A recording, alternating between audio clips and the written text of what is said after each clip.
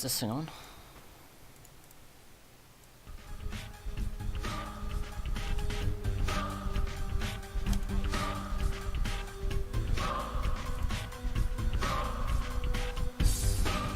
Oh, looks like it.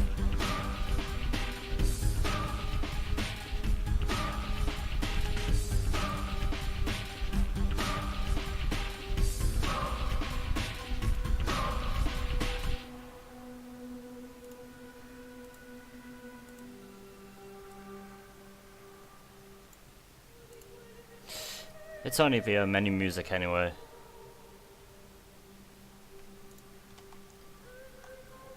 Hang on, let's see if I could do...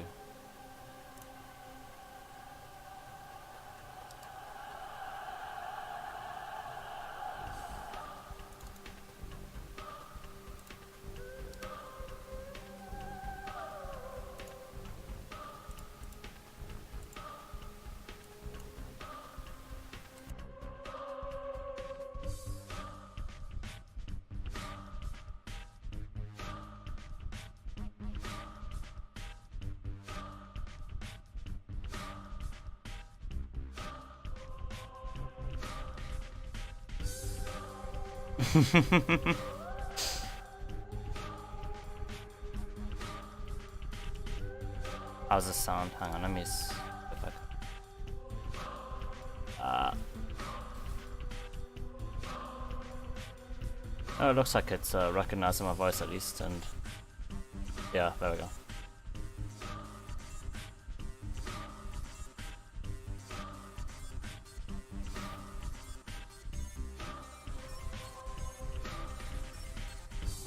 Alright. Let's get started. So, it's all about trickery to you? Wherever have you come from? No.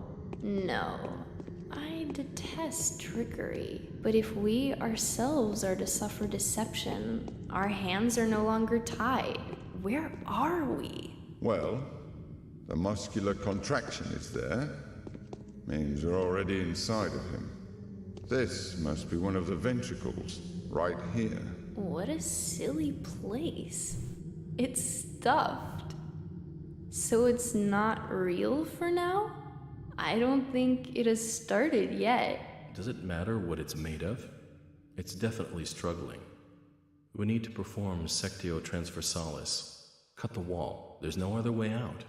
What else is there to do? I know what to do.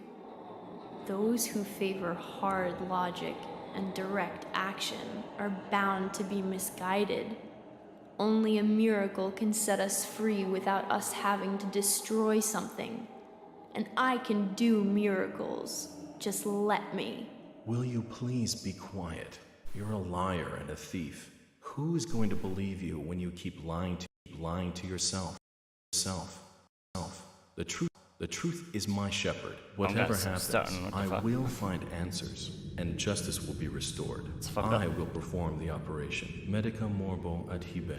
Don't you go all bossy on me, clever clogs. You will act justly, but your justice will blind you and become his demise. This calls for the gentle hand of a surgeon. Step aside, both of you. Your gentle hands are used to killing, not giving life. You will inevitably do harm. As for Brainy, he has no regard for casualties at all. Neither of you knows compassion. Yes, it seems unlikely that we'll get along well, but there's only one truth. Any choice is right as long as it's willed. That's the truth of the matter. Only the heart will show you the right choice. Stop thinking about yourselves. Think of the sick. He's in pain. I can't see it yet, but I can feel it. It's not even a trap. It's a grave. Subipsum funis sumus. Right now they are talking about who would be best for the job. I can see that. You're full of hate.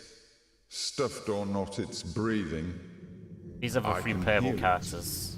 And they're talking about It can be healed rather than killed. how they would approach the You situation. mean you won't become a killer? But you will. Mark my word, that's exactly what will happen. But I can avoid it. No, We won't ever get along. I suggest we be on our way. The sooner the better. Off we go then? Let's go. The clock is ticking.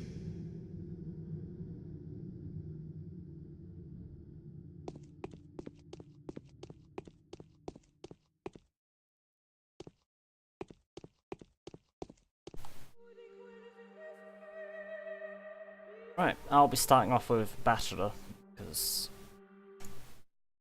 it's probably best to Daniil go. Dankovsky, a Bachelor of Medicine, was brought here by circumstances most unfortunate.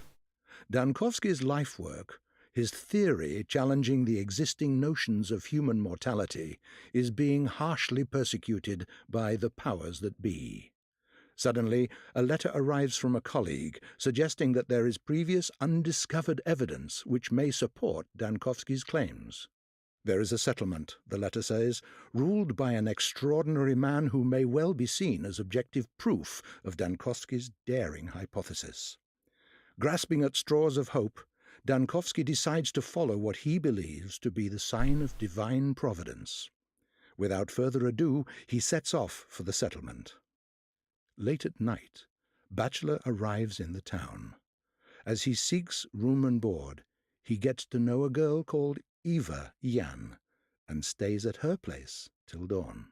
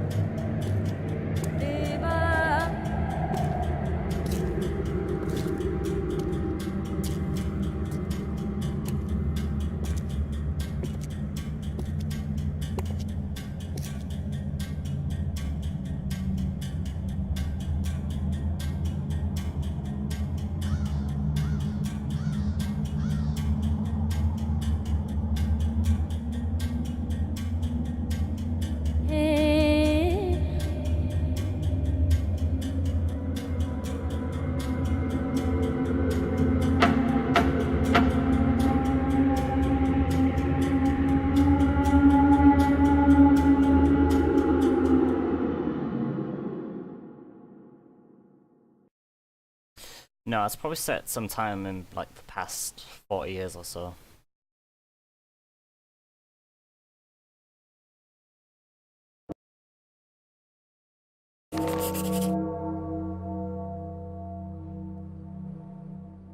As of today, my mission remains obscure. The examination of Simon Kane, who was rumored to be a man of incredible longevity, may shake the very foundation of modern thanatology and challenge the existing notions of death itself. However, even if this undying Leviathan proves to be more than a fairy tale, the mere confirmation of his existence won't suffice to prevent the powers that be from shutting our laboratory down. I need to figure out the most fruitful approach. Simon is a well-respected man, and if he mistakes my interest for effrontery, then it would be nigh impossible to convince him to help me break new ground in the field of human vitality. So, that's day 1, by the end of which the Bachelor finds himself battling a truly unvanquishable.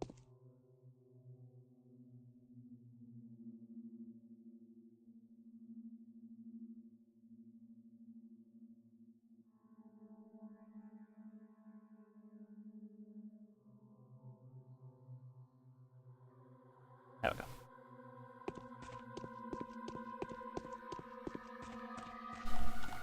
Alright, let's see.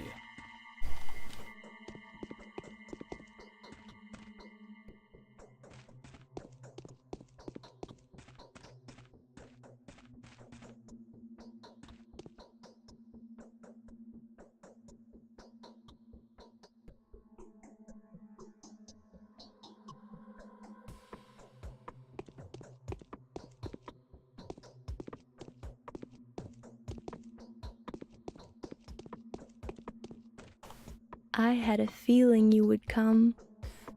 Did the sounds from out... hang on. Did the sounds from the outside wake you up too? There was a terrible groan. And then something snapped loudly. No, I heard nothing. I think there are strangers in the backyard, by the pond. They're unlikely to be planning a mischief. It is, yeah. But I have a bad feeling about this. I'm afraid to go out to them. I hope they go away soon and stop disturbing our sleep. Why do you think they aren't planning anything foul? Our population is so thin. Crime is basically non-existent, especially here, in the Stoneyard.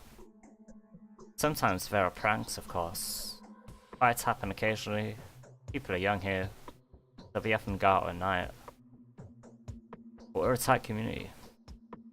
And now I hear unfamiliar speech. That's not a good sound. I'll go out and take a look, but I'm in a hurry. I must see this founding father of yours.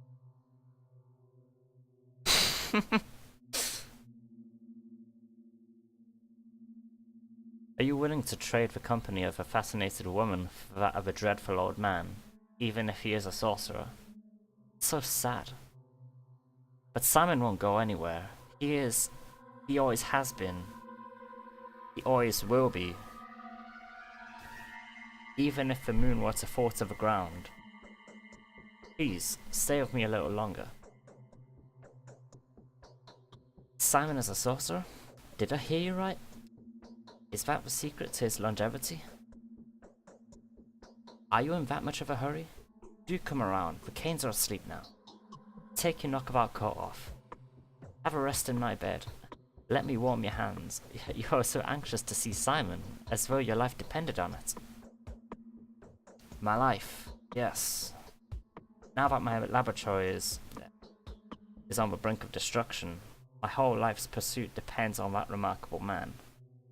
If he has really managed to live that long, then his tissues will help me defeat death. Death. So that's the enemy you've chosen for yourself. Isn't it hard? I don't think anyone has managed to defeat that evil. My enemy is inevitability. I am challenging the forces of nature. I don't understand. I can barely understand it myself. Could death only seem inevitable to us? Will in reality be nothing more than a whim of the will that had shaped this world? That is the question. So where is the key to my victory? It's not far. The Canes live at the Crucible on Bridge Square. But could I please offer you a piece of advice? Go on. Simon has two younger brothers. The eldest of the two, Georgie, called the judge by the locals. Visit him first. He isn't asleep. He will teach you how to speak to Simon. The youngest of the three is Victor. His daughter, Maria, also wanted to see you. Probably important. Was it she who knew about my arrival beforehand? Yes. Told me about it privately. Talking to her is no simple task. Maria is that kind of person. She puts on airs, but that's just how the Canes are. It was Maria who told me that she would help you defeat death. That's the precise wording. What a coincidence. Alright, thank you for the advice. Go. I'll prepare everything for your return. Do come back after you speak to the Canes. They will probably do a lot of things that will puzzle you and put you on guard. I will have some advice that may be of help to you, if you need it. Okay, I'll come back. Alright. We need to head to the cruise. See Simon Kane. And Maria. Well, Geordie Kane. Simon Kane is elsewhere. We also need to go into the yard and see what the commotion was. Let's head outside.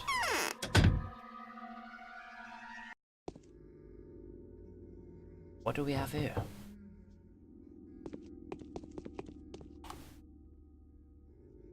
Halt. going to have to teach you about the technicalities of the setting. The time and the place, it's non-essential. That's how it is.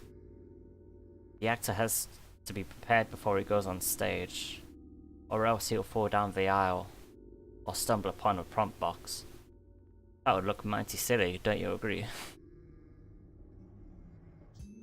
Speak, I'm listening. Time flies by, it can't be stopped or turned back. Nights follow days, which are then followed by nights. Things happen without any regard for whether you're there to witness them. Don't expect anyone to wait for you. Most events can be missed. And so it would make sense for you to visit the places that you care about regularly.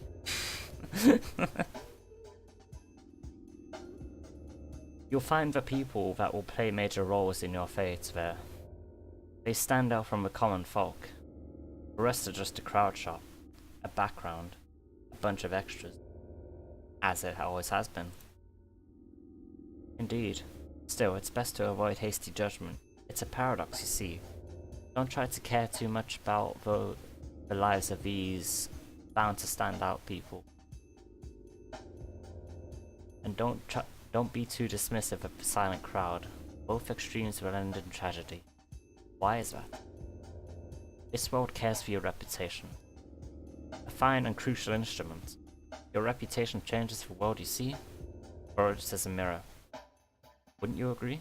So a bad reputation can get you into a lot of trouble.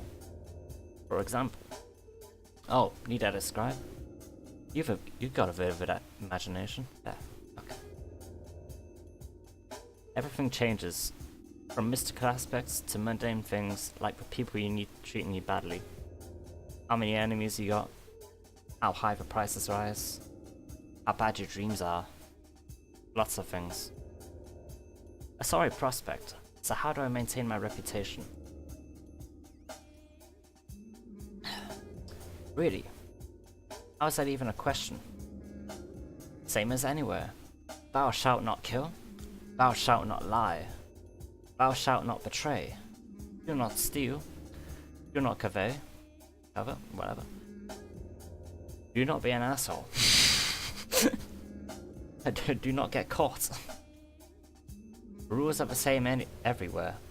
A truly selfless deed, like risking something for thy neighbour, or even a person who lives quite far away, can help in a dire situation. See? Really? Good for you then. As for me, I can't see anything in this mask. I have no idea what's going on. Anyway, don't get too worked up about human lives. Don't put too much stock into another's words, mine included. He who trusts everyone is asking to be deceived. Definitely.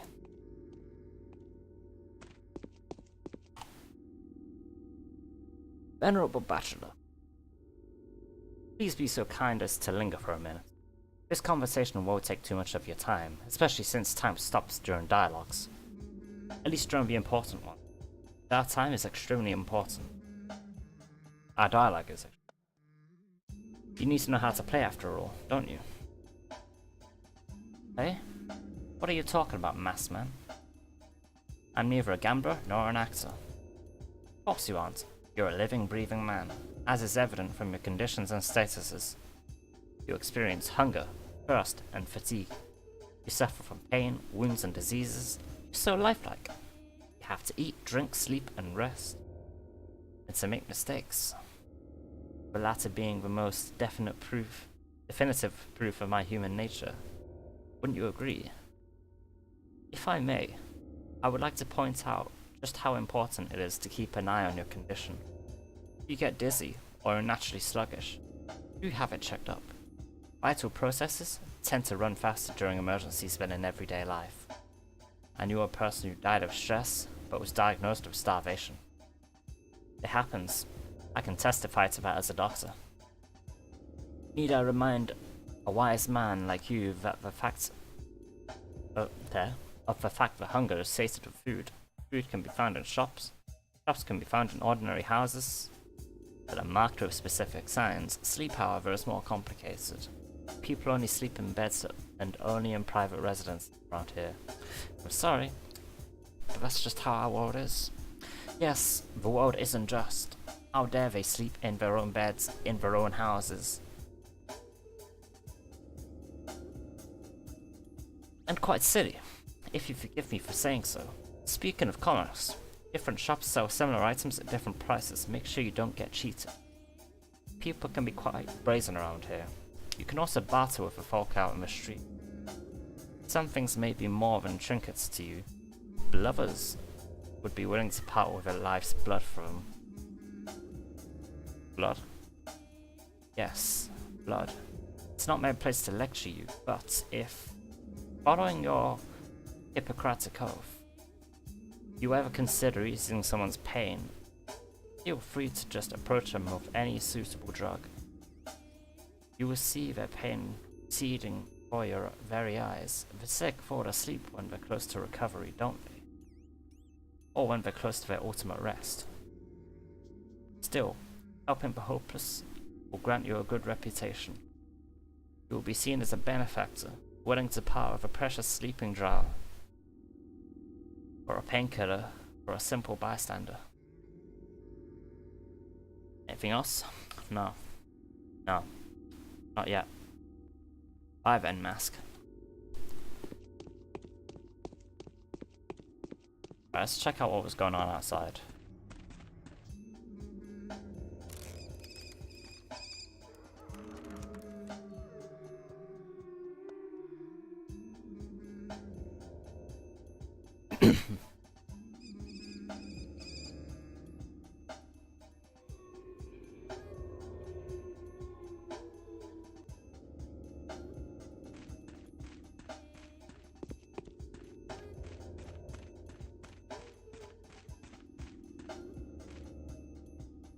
What do you want?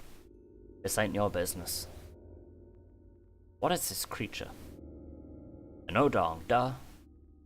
That's what all them cattle breeders look like. Crude and unshapely and unfinished, don't you know? Wherever you came from, an intruder, huh? It's you who are intruding. Go away. Don't you see he's sick? He's a runaway, this Odong. Hide him all night long, I did. We'll march across the river now. Or else here he dies. Give him a break, will you? He ain't gonna bite your head off. Be on your way. Watch out too. We don't need no witnesses. Can do some killing if we must. Fine. I'm leaving you. Relax. I won't tell anyone about you. Let's leave him be.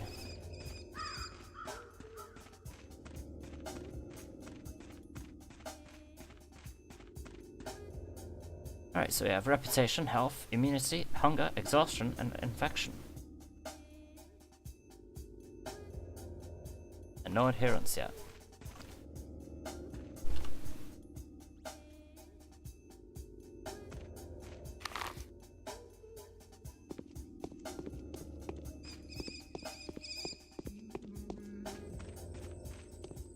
It gets wacky in about... on maybe day 3? Day 4? Each day is about 2 hours long though. It's a long ass game.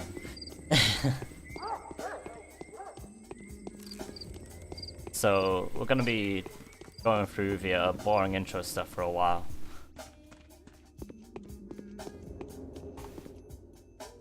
Just make sure I grab everything I can from...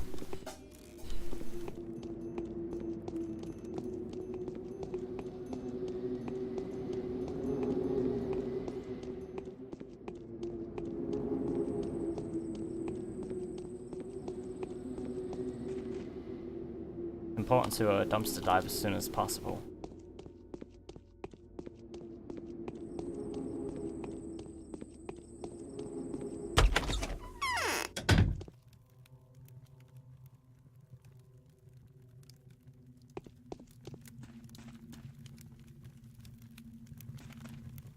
That's a nice pain.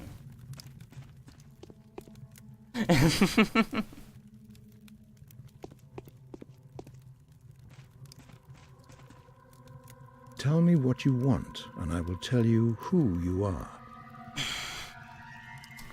Most venerable doctor, it is with great impatience that we have been expecting you. You need not delve into the minutiae of your of your business with us, since our family is well acquainted with your scholarly work. We are also quite aware of the difficulties you are experiencing, and well prepared to do our utmost to support you. It hurts me all the more to be the one to inform you that Simon, my consanguineous brother, how long is that word? Creator, keeper, and embodiment of all that surrounds us, has been murdered. I cannot believe it. It cannot be. My brother was murdered last night, under the strangest of circumstances. But for all the mystery surrounding his death, I'd rather eschew the notion that his departure was connected with whoever had visited Simon that evening. The visitor is a man of laudable rectitude, and an old friend of our family. There are witnesses to testify that he, Simon, did nothing worse. Who was the visitor? Someone you know quite well. The man whom my brother saw last night was your colleague, Isidore Burak. Was he not the very person to advise you to come here as well? Yes. Isidore has done more than he thinks. I have a lingering feeling that time itself is using uncontestable powers to further its own intention. What do you think? Categories like time, nature, and fate deprive a man of responsibility. What goes on around him? I was taught to avoid this worldview. It could be that my mind is clouded by sorrow, but I cannot escape the feeling that your arrival was no coincidence. Your choice was made for you, my dear doctor. Let us not blame fate for it. Isidore wrote to you without making us aware. Took a risk that could have displeased our family. Really? Even though we were uncertain of when you would arrive, my brother was looking forward to meeting you. The tragedy may have been a consequence of the actions he took in preparation for your arrival. But someone has taken a powerful piece from the chessboard, a piece upon which your position has depended. It is doubly regrettable that Simon was playing on your side. So you presume the Queen knew of the blow and sacrificed itself for a pawn. Why? To grant you victory over death. Was it not your ultimate aspiration to help you? Simon seems to have played a very dangerous game with fate itself. He went out of his way to provide you with a body of evidence. What did you do? It is of no importance to me what exactly he did. He took another leap for the stars and paid a terrible price for it. I repeat, he was murdered. Subject of importance here is the identity of the murderer. Everything has gone to rack and ruin. I wish I could take vengeance upon the person who ripped life from this man. Do you want to help us, Doctor? Find the murderer for us. My brother, Victor, who is in the wing next door, would share some of his thoughts on the matter. Help us, and the reward will not disappoint you. Indeed, it seems there are too many coincidences. Your brother's murder can just as well be called the murder of Bachelor Dankovsky. I will help you in every way I can. I am convinced that there is anyone at all. I am convinced that if there is anyone at all that can help us solve this puzzle, then it is you. This mission calls for someone as astute and inventive as yourself. Isidore was an instrument of fate, and Simon's murder is a message that fate intended for you personally. I do not think I am inclined to blame you for that, am I not? How do you plan to look for murderer? We will take our own measures. The only thing I expect from you is to be yourself. Do only what you think is required.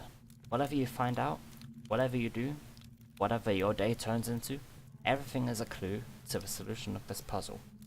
I repeat, everything that has happened is happening on your account. Fine. I am fine with this course of action. Now we need to talk to Victor. It's just next door. Luckily for me. In pursuit of a killer. To find out who killed the immortal Simon Kane. The dead man's only family may not want it more than I do. I have an abiding desire to punish the murderer. To eradicate them. No matter if they were acting on their own account, or at the behest of the powers that be. Whoever they were, picked the moment far too well.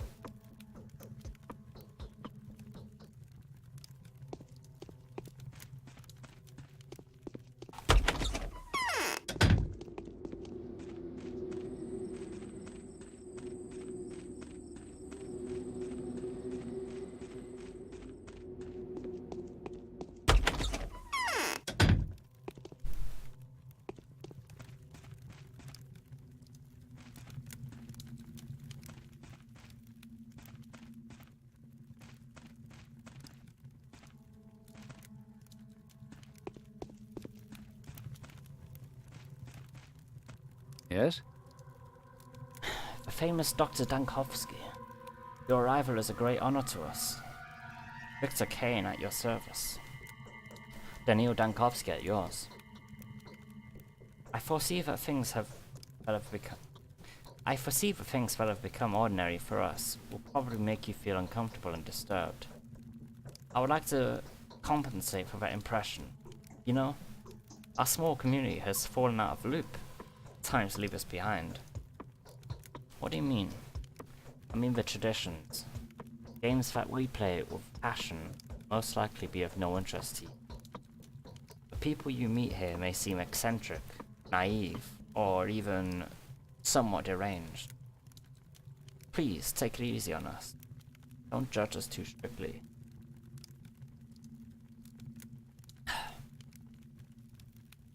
I will do my best not to disappoint you.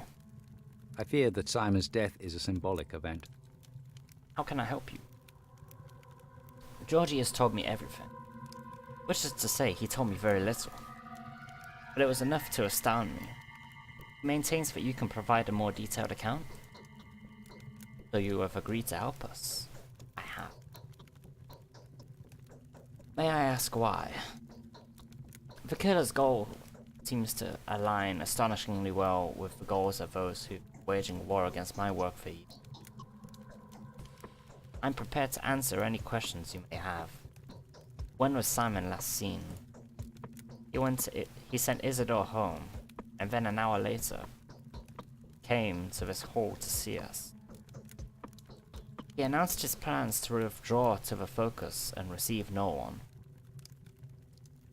He told us not to approach the Focus and to fast for a week, partaking of neither meat nor water.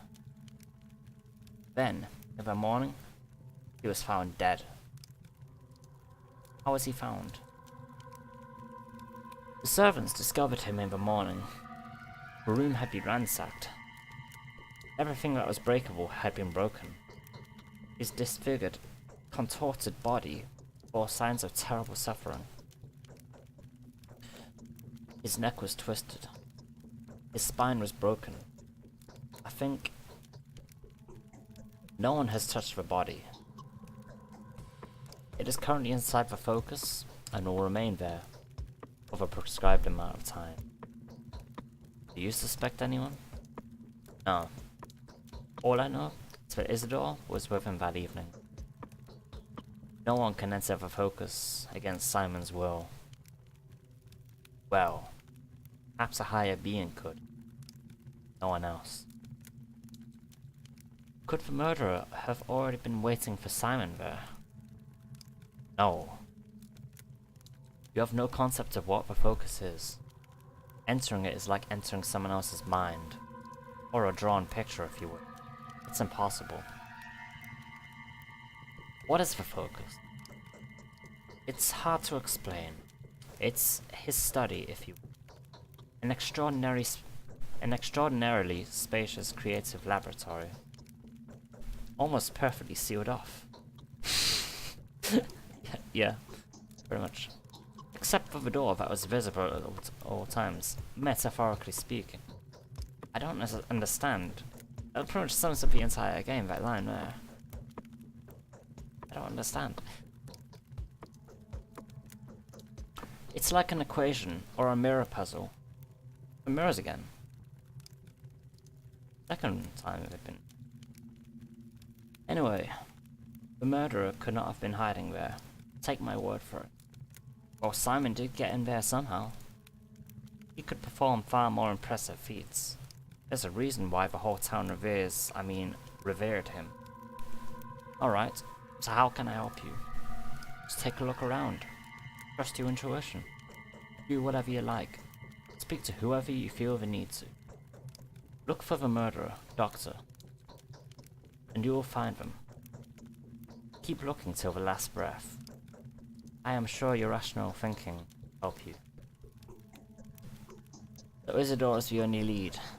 How can I find him? I'll show you, but you must be careful.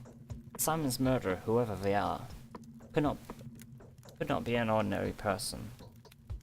I can't imagine them even being a person. I fear it could only be fate, wearing the guise of a mysterious monster. I don't believe in fate. Now we need to head to Isidore Barak.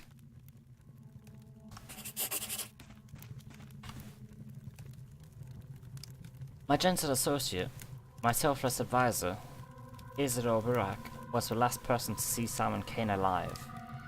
If it wasn't for Barak's guidance, I never would have come to this backwards domain. All the more reason to start my pursuit of him.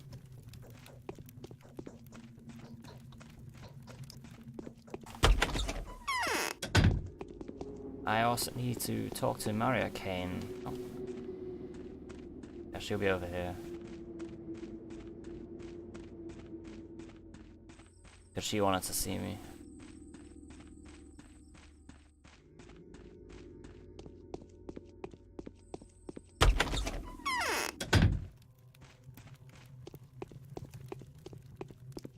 Why are all these mirrors smashed? Oh, that's it.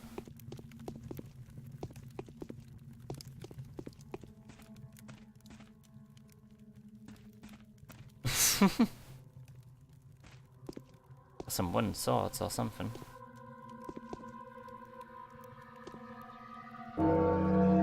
Oh. And now it's passed.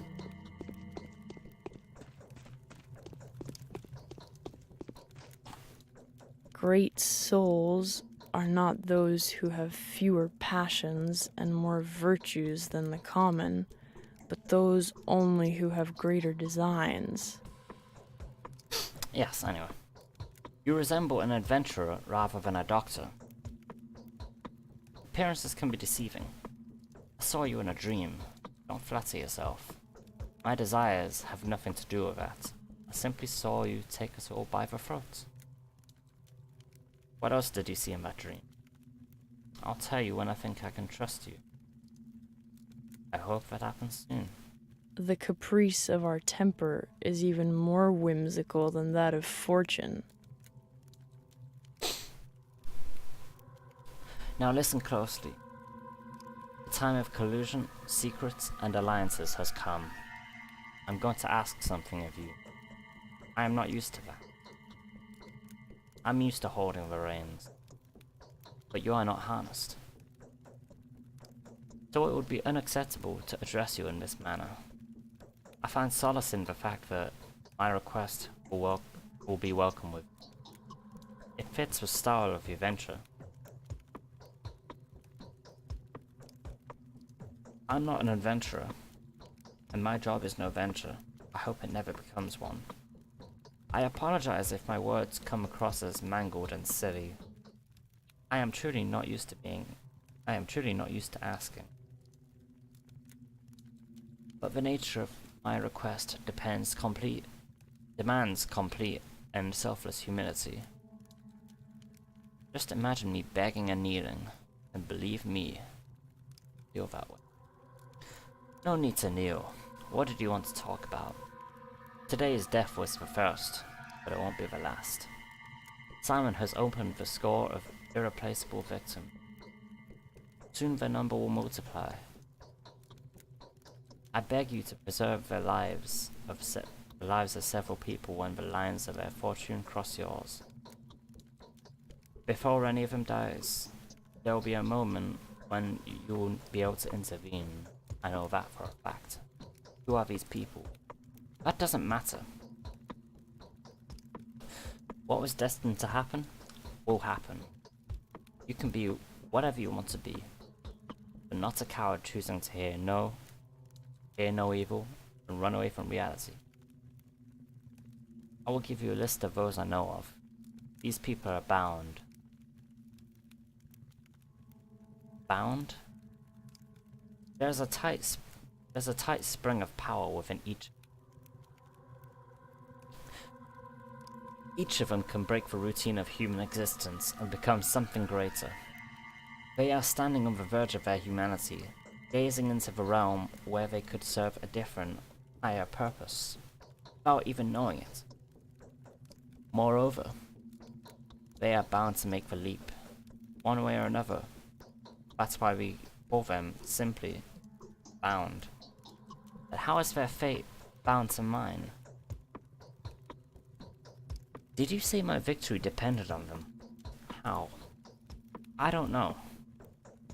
I'm not a mistress yet. The future is not as clear to me as I would prefer, like a few of the present.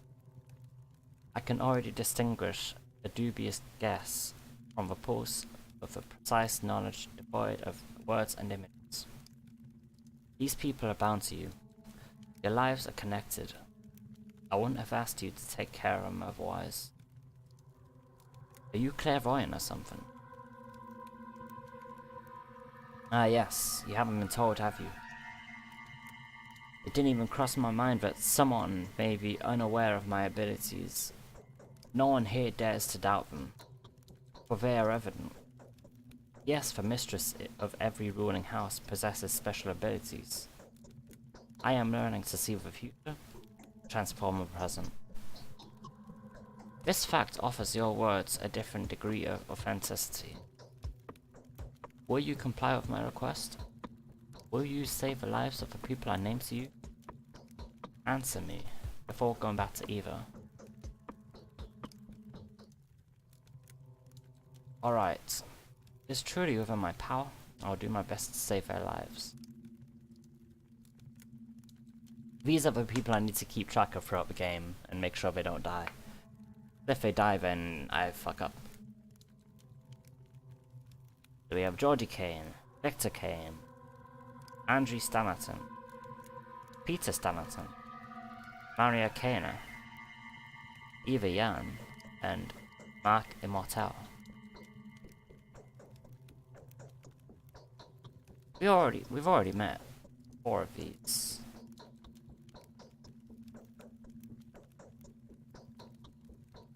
The other 3 we do not know yet.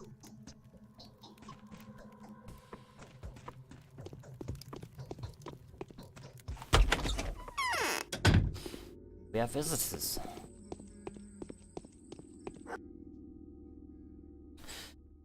The town is small and rather unexceptional, isn't it? But there are all kinds of people here. The simple folk, and the more remarkable ones. The former will tell you more than they know. The latter know way more than they're ever going to let out. Keep a close eye on them. Your victory depends on it. And who are these remarkable people? There are 20-something of them, easily distinguished by the lodgings of their present. They are called many names. The bound, the fated, the adherents, the Govo's Tackler, the town circle. Simon preferred their company to any other. Why? Because it is they that will decide the fate of this town. Don't be distracted by the fact that some of them look insignificant or disreputable. They will earn their worth. You just give them time. They are the most important joints of the town. Why are you telling me all this? Each day, one of them will try death by the two. Each will put their life at risk. Each one that dies is important. Some of them may take the keys to the grave, keys to victory. Mind that the keys are yours, while the grave is theirs. Others will do the opposite. Don't waste your chance to condemn someone who may get in your way. How do you know what is helpful and what gets in the way? Okay, alright. Dropping you in more hints would be cheating. Shut up now. Allow me to conclude then. Each bound you save will influence your finale of your adventure. Each of them has their own goals and motives. It may so happen that those who seek a different ending survive, and then, well, you have been warned. Okay, I'll take that into account, and we'll be careful.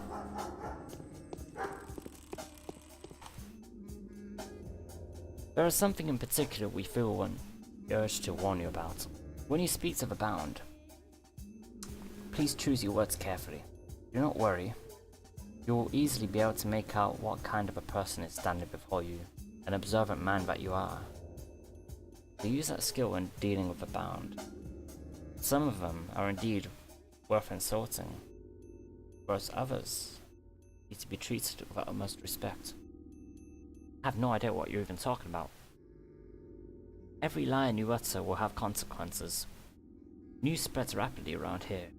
You spoil your reputation in one place, you had to re-put your persona in another. Restore your good name in the south, and you'll receive a warm welcome in the north. Yeah. They will heed every word you say, and you will be rewarded.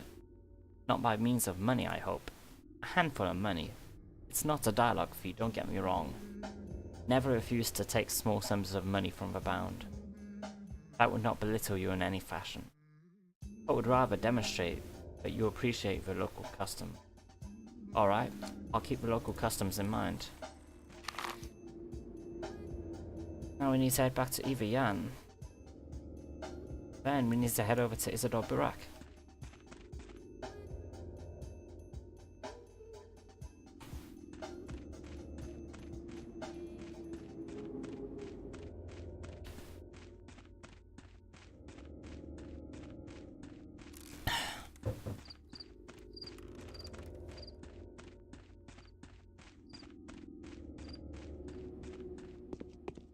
I am very excited for the remake.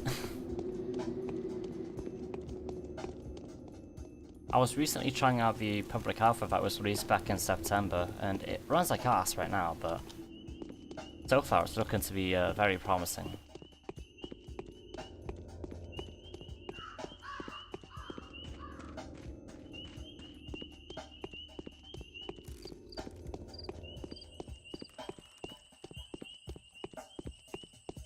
I think the first part of it should be coming out in between April and July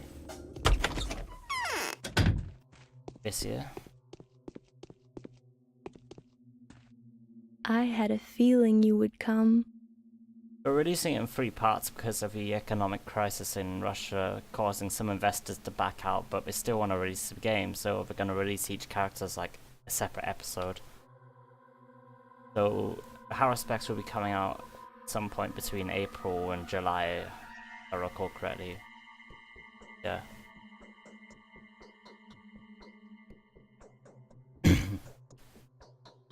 That ominous singing outside the window is gnawing at me. Who could be singing at a time like this? Very little time has passed, but I feel hungry and exhausted again. Since you've decided to fight death, you'll have to be very careful. It's September. You will be dying with every breath of our air. Freaking bug. Anyway. We are all dying with every second of our life. It's exactly this annoying phenomenon that I have challenged. But since you've heard of Fanatica's achievements. I'm not going to waste your time monologuing. You got me wrong. You will be dying here much faster than in the capital. Your body is wasting away just as fast as a boat sinks when it's hold full of water. Breathe in this air. Can you feel it? Why? This steppe is full of various herbs. They fill the air with dizzying vapors. White whip, twire, and swavery are dangerous in August and September. When herbs surrender their juices to the sun, people tend to get headaches this time of year. Heart sufferers lie in bed with pains. My heart aches too. How do you people live here? Twire is a rare herb, so it's usually bearable. But this year it's unbelievably plentiful. The elderly say that this is phenomenal. Nothing like this has happened before. They think it's a bad omen. Well, I don't believe that, but the air is droning. Can't you feel it? Don't you feel dizzy? Yes, the air is heavy. You need to sleep often, never go hungry, drink more water. You need to look after yourself properly. If you feel sick, forget everything else and get some rest. Otherwise, you may die of a heart attack, bleeding. Be careful, alright? Both my heart and mind are strong enough.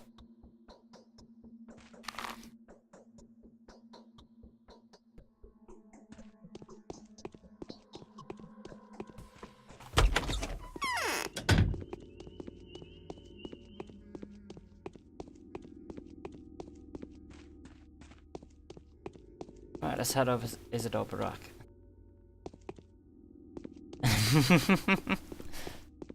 Yeah, you ain't wrong, Chief.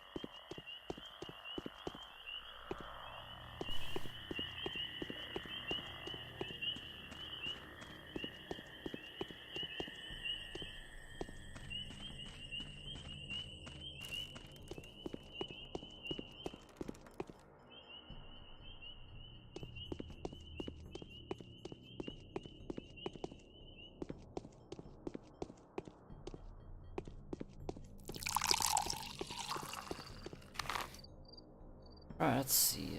Alright, let's head through the warehouses.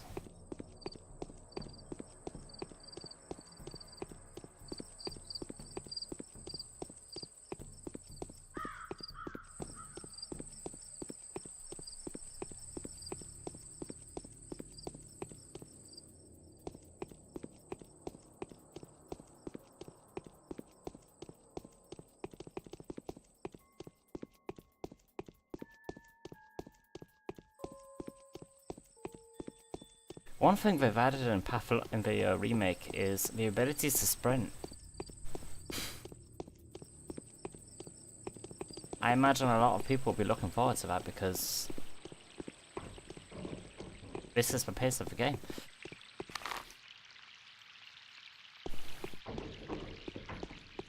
Walking.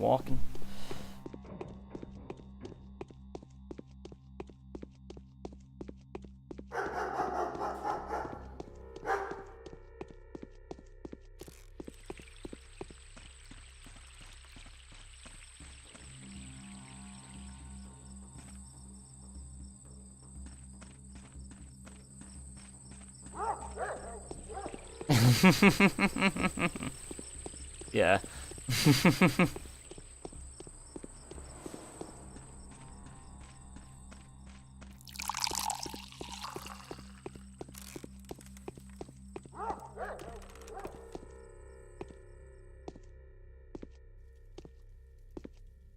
I'm gonna do a Pathologic speedrun on AGDQ.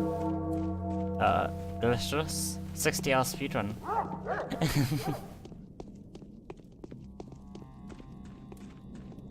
I'm gonna do it in one sitting.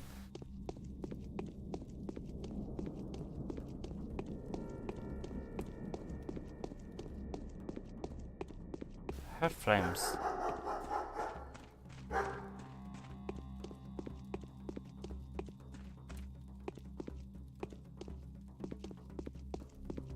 Ah, but these are all dead ends. And I know exactly what's going on. I need to get over there.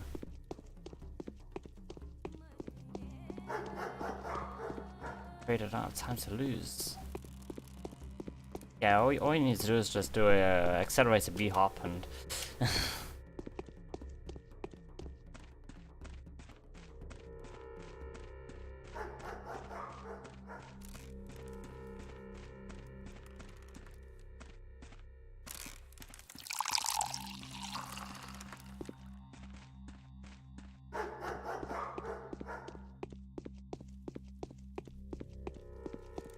Huh. I mean, I guess if you do a glitchless, then... I mean, glitch, I mean... There's probably a way to speedrun it. Oh, there we go. Haven't missed it.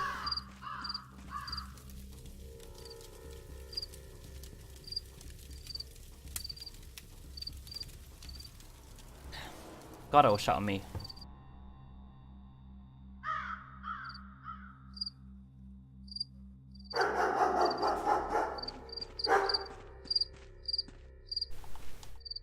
These corpses will be useful.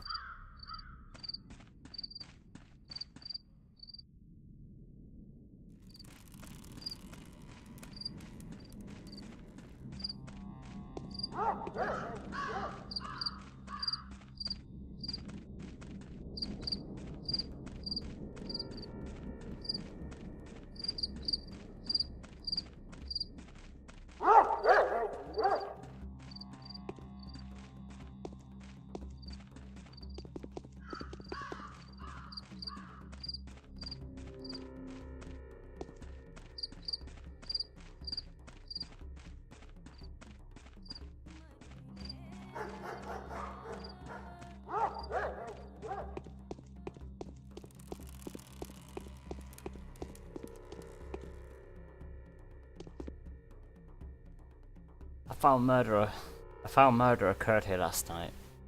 Or this night. No unauthorized access allowed.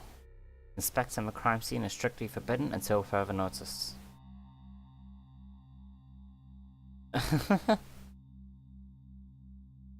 Damn.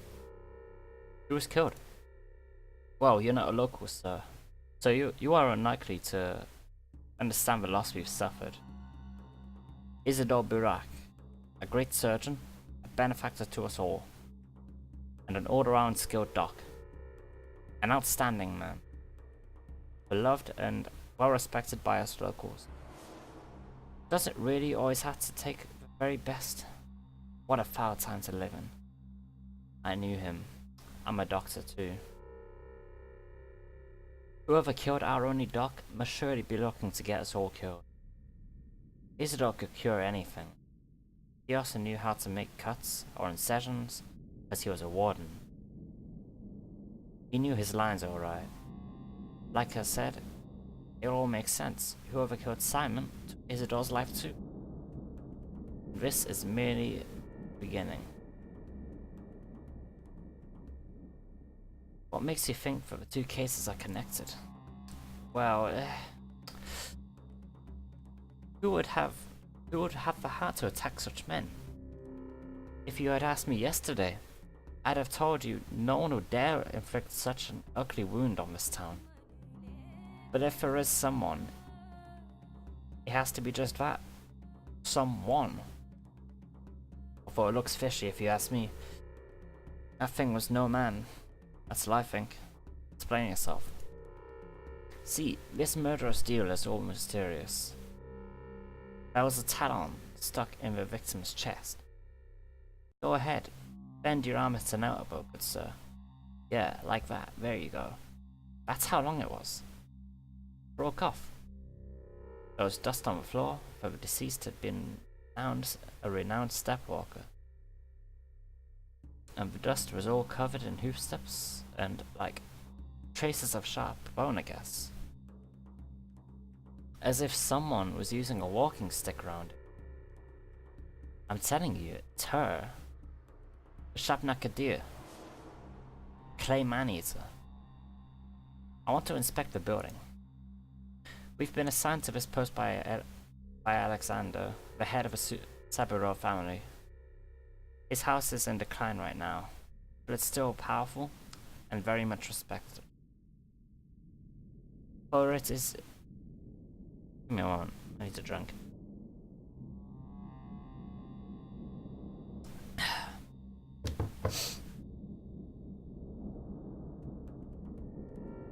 For it is they that's been responsible for maintaining worldly order and public safety in the town since the olden days. Please kindly address your concerns to him. There's their rod.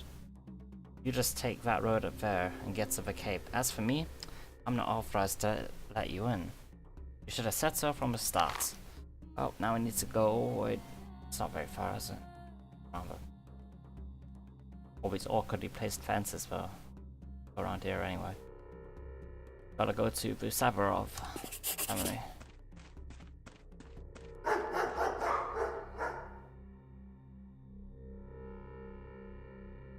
Isidore Burak was murdered. The local authorities have sealed off his house. Alexander Sabirov, the head of the Sabirov family, has taken control of all proceedings regarding law and order in the town. The Sabirovs are one of the 3 families that govern the town. Like Alexander was the person to take immediate measures after the discovery of Isidore's body.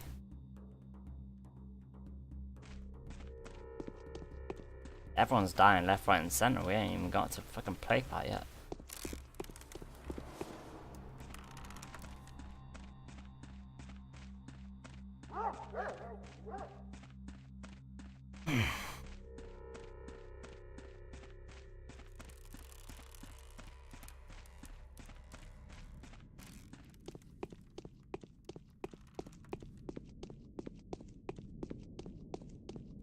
Look how big this door is.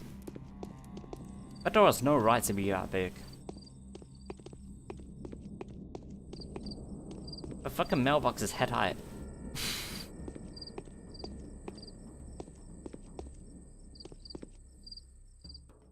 8:43.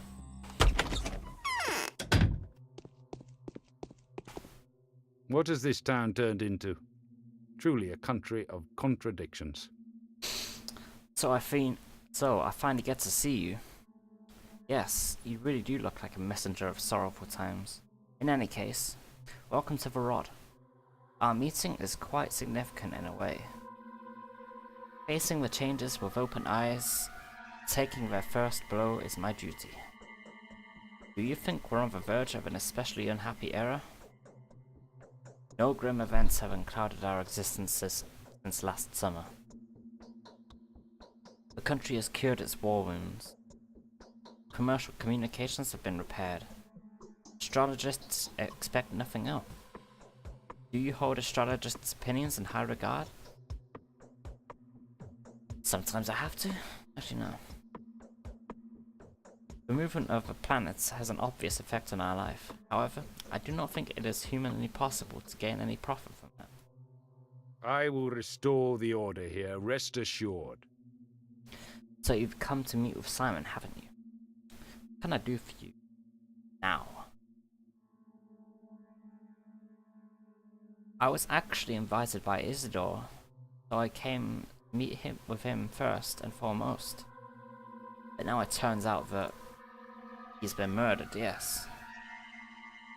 Looks like the murderer is always one step ahead of you, doesn't it? Same one that took Simon's life too. At least that's a conclusion suggested by the information at my disposal. Same pattern, same signature. So who did it? You wouldn't believe it. His own son. Fellow came back after being away for quite a while. His father had sent him to study surgery when he was but a greenhorn. Quite a lot he has learned, huh? A wandering scholar turned evil to the bone. All that just to grab the inheritance. Wait, how did he figure that out? In all honesty, it's hard to explain that to an outsider like you. Do you believe in such thing as clairvoyance, Bachelor? No, of course not. Well, you should get to know my wife then.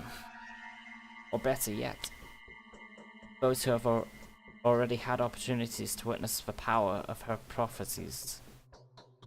Former doubters first and foremost, rationalists. He's got something to say to you too, by the way. So your wife called out Isidore's son specifically. Not specifically, no. But it all adds up. The circumstances of Simon's death make you wonder too. Isidore's son arrived here last night. Timing speaks against him. It even matches the time it takes to get from the Crucible to Isidore's house. That's not enough. I'll have to take the investigation into my own hands. Is there anyone who can be of help apart from your wife? There are very few good analysts in our town. Everyone is more or less superstitious here. Except for one, Yulia... I'm not even gonna pronounce that. I'll just call her Yulia. Perhaps a most level-headed and reasonable person. The only person to remain skeptical about Katerina's talents too. Without a shadow of a doubt, she has her own picture of events. She always does. What is this, Yulia? She came here with an engineering team when the town was being rebuilt. Did logistics, or maybe communications, not sure. They said she's a true expert in her field. Smart, yes. Polymath. Then the team left, but she stayed. She has my respect, but not my fondness. Very well, I'll speak to Miss Yulia. Head over. That's another first across a bridge. Also need to speak to his wife.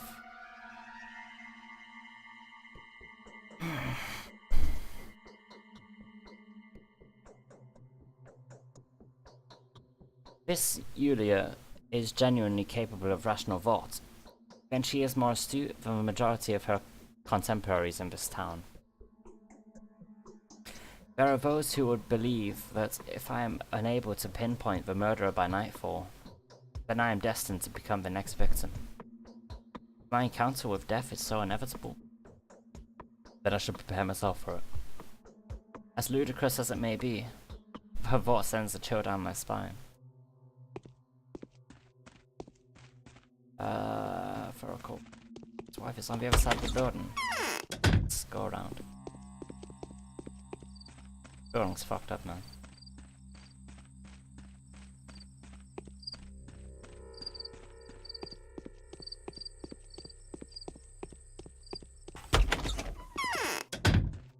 There she is.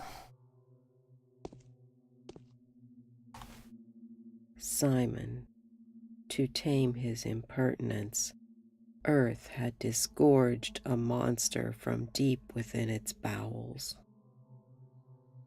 The only proper way for a duel to end is with the death of one of the fighters.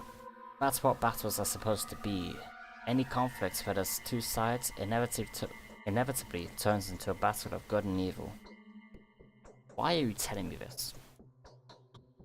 Yeah, pain's whack. I'm not speaking metaphorically or metaphysically. I'm talking about a very particular battle. You are one of the combatants, Bachelor Dankovsky. Do you favor good or evil?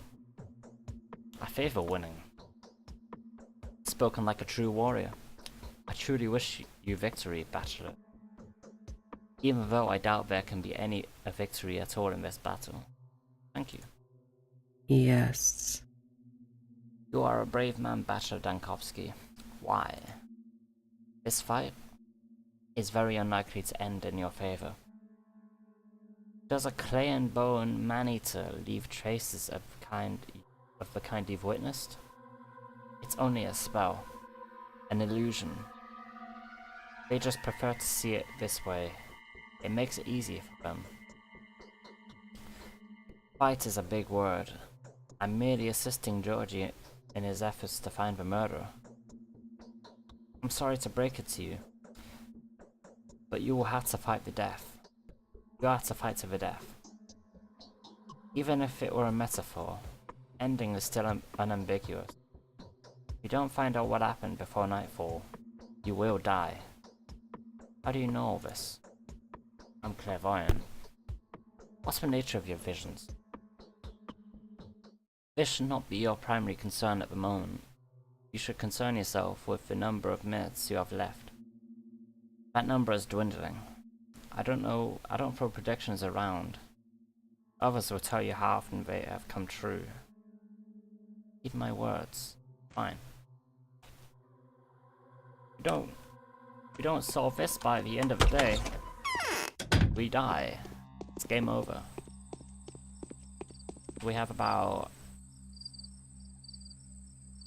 not a lot of time.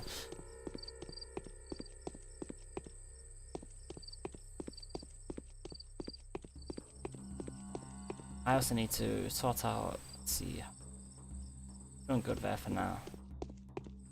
I gotta buy some food soon.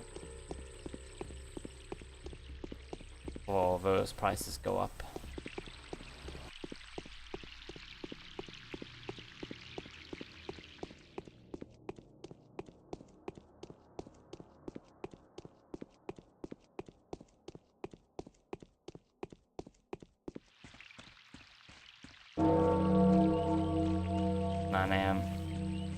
And I went the wrong way. There we go.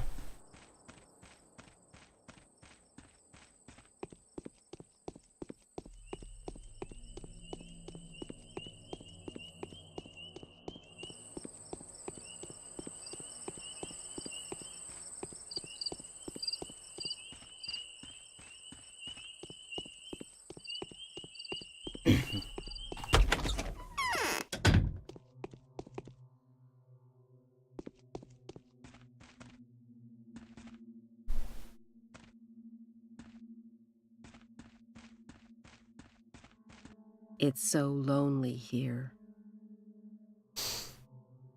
I seem to have lost any capacity for observation. My mind is out of tune.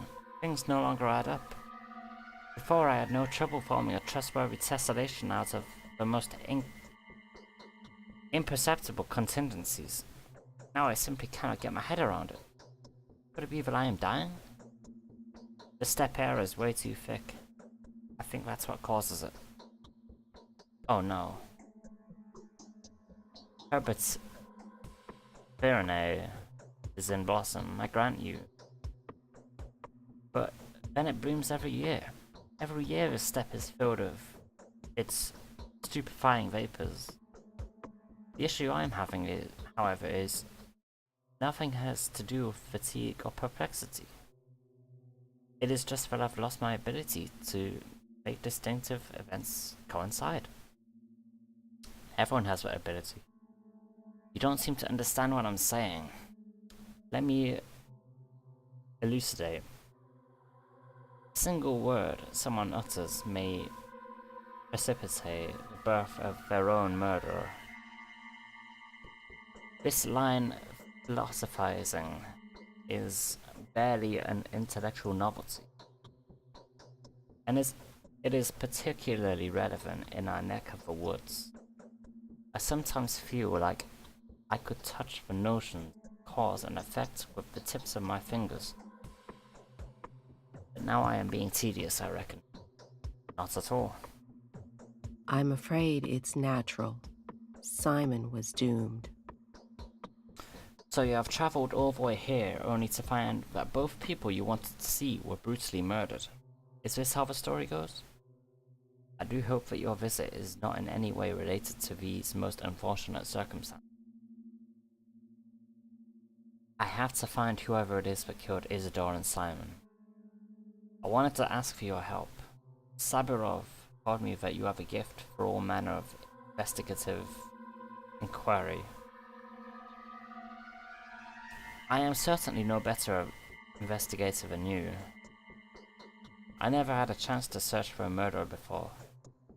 Best I can offer is to fill in the blanks with whatever mysterious supernatural entities seem most fitting. Shabnakadir, it's the simple man's scarecrow. I would have followed a different narrative. And a narrative, consider the circumstances of his death. They said Simon had locked himself up in the evening and consequently died in the morning inside the mansion in a chamber with some peculiar name. In this case, I would suggest that Simon was poisoned by the Kanes, I would have thought, but I know their family all too well. Their mutual loyalty is only rivaled by their arrogance towards anyone, not one of them. They hold the princely sage who stands at the head of their family in highest esteem. They believe that a single dishonorable act will tarnish their name for generations to come. I doubt any of them would have stooped to this, no matter whether they wanted to do it or not. Poisoned? How did you arrive at this conclusion? I don't believe you understand what "he died in focus" really implies. Do you know what the Kanes refer to as focus? You don't seem to grasp the semantics of the term. These are the Kanes' view. These kinds of innuendos are their forte. Well, what is this focus then? Focus is anything but an abstraction. Quite the opposite, in fact. It is governed by mathematically rigid regularities. See, no one but the owner of a focus may get inside. This can only mean that Simon had brought the killer with him, or rather, within him, since no physical objects may be brought into focus either. How do you know that? He doesn't. The Kanes are notoriously passionate about all manner of synthetic anomalies. They will never pass up the opportunity to devise a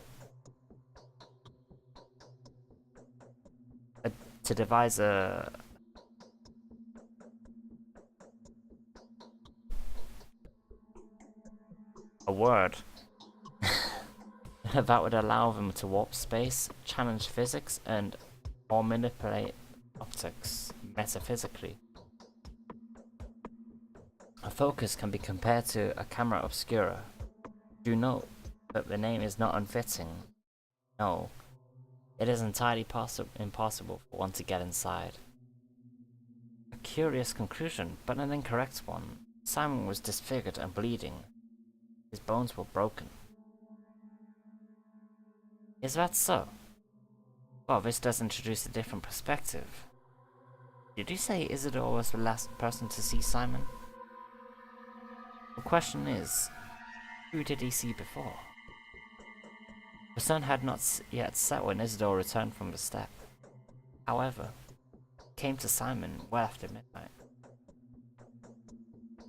The question naturally arises, where did he spend the morning few hours? That is why I am trying to retrace Isidore's steps. I want to walk the same route. Don't get me wrong though. Was Isidore seen with Sabirov by any chance? He was. He warned Sabirov of an upcoming storm. Alright, let me suggest then, that while he was in the steppe, he saw or learned something that he wanted to report to all three ruling families. In this case, either of the Olgimsky family should have been on his itinerary, especially since Burak was one of their own men. I played this game a few years ago, there's nothing like it. Yeah, there really isn't. I played the Bachelor's route mid-2018, but I want to replay it and get through Harrowspect and Changeling as well, so I'm going through all 60 hours of it again. Well, 20 hours for this one.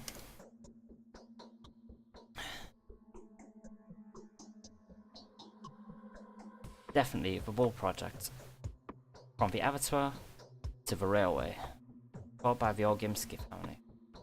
If Isidore's discovery had anything at all to do with the kin, Isidore would have certainly relayed it to Vlad. So do make sure to pay a visit to the lump. That's the name of the Orgimsky mansion. Another fitting name, wouldn't you agree? Thank you, Yulia. What would I do without you? Right. We are heading to the lump now. Orgimsky's mansion. Home to Big Vlad and Capella. I should also stop by the town theatre while I'm on the way.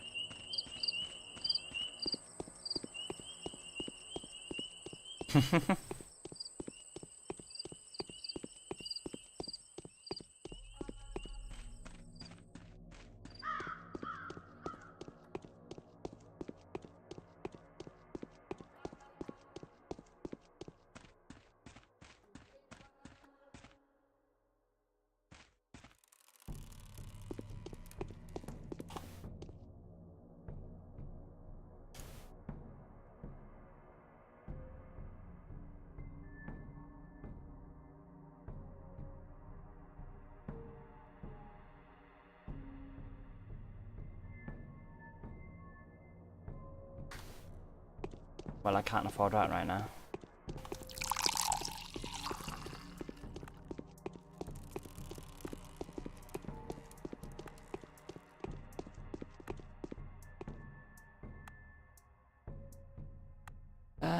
He hasn't got anything.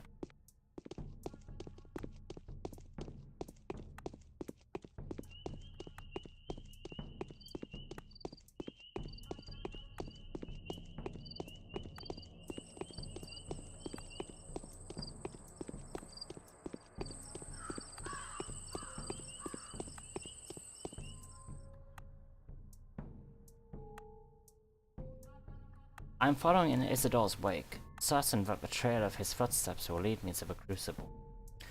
There is little doubt in my mind that Isidore was well acquainted with each and every family in power. But it was Orgimsky that held Isidore's leash, a relationship rooted in unbreakable family loyalty. It is with the Orgimskys that I must make my next destination.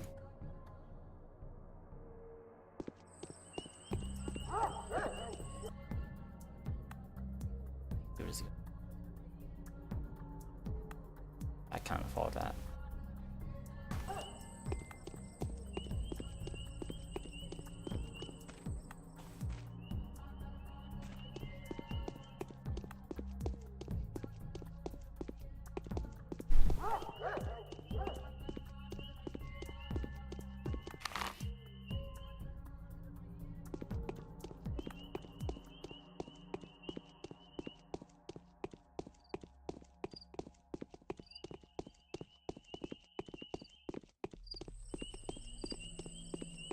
That was it. 9:30.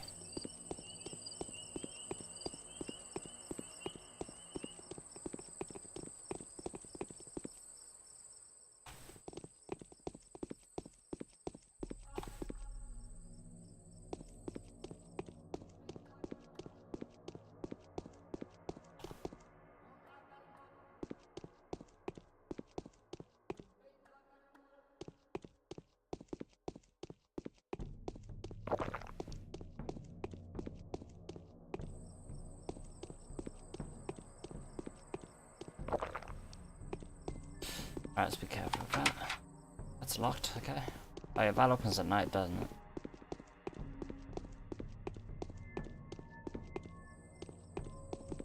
Okay, let's head over. Way.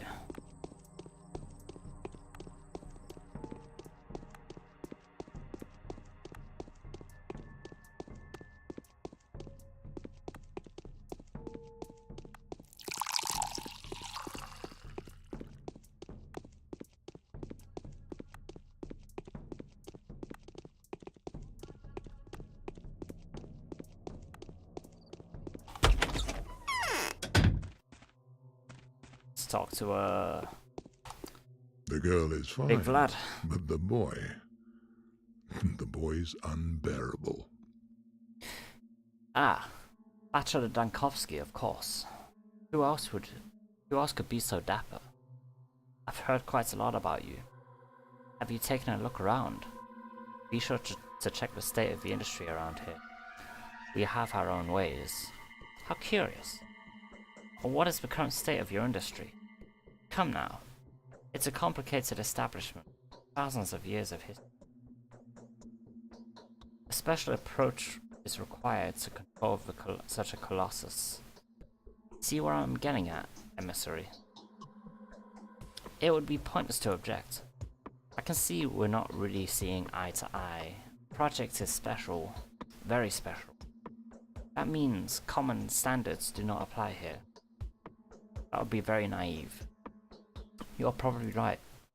No, I won't believe in some earthen killer. Yes, getting everything back on track won't be an easy task. I would like to inquire about the fates of my colleague, Isidore Barak. About the manner of his death, to be precise. What are you implying? What is this manner you are talking about? Be so kind as to mind your own manners. I had nothing to do with it. Don't they say Isidore was murdered by a step demon, a Shabna Kadir? There was that thingy, a talon they fished out from the wound. I can take this from kids and weirdos, but you, a respectable Bogosian. It's hard for you to believe, isn't it? It used to be hard for many. Take my boy for an example. A scoffer if I've ever seen one. Now even he believes it's real. He went off his head for a bit. Shabnak Droog.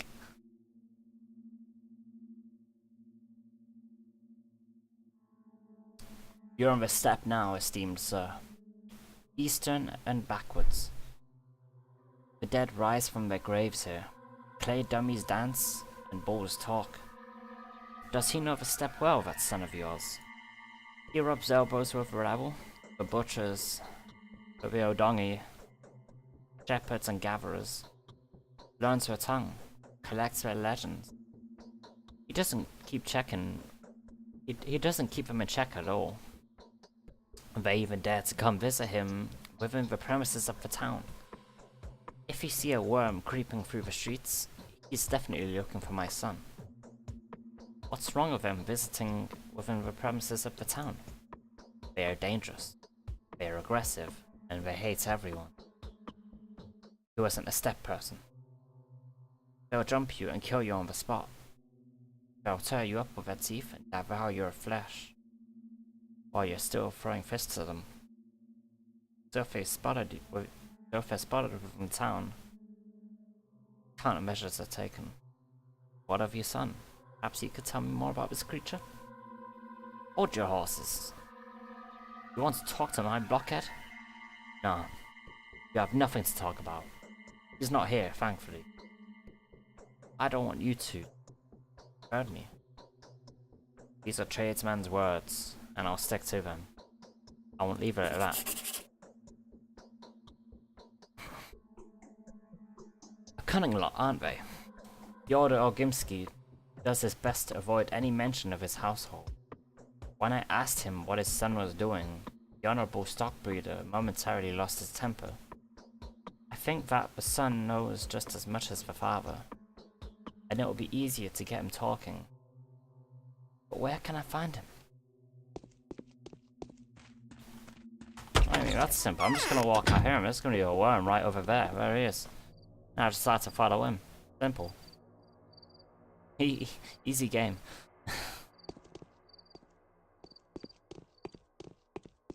This is leading me right to him. Plus he's by the station now.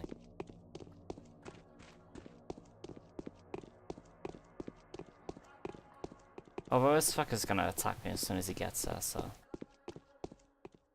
Actually, I'm gonna go, I'm not in any, I know the way, so... can boot around a bit. Get some razors and shit.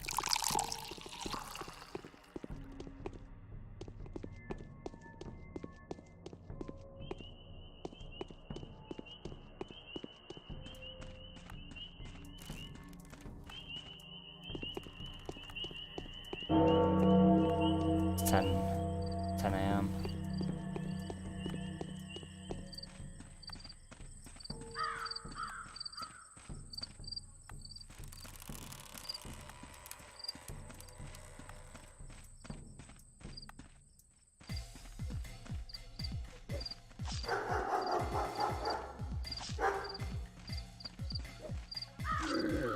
Got him.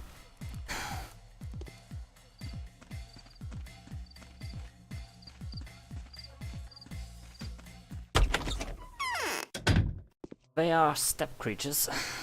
You learn more about them in the Haruspex route.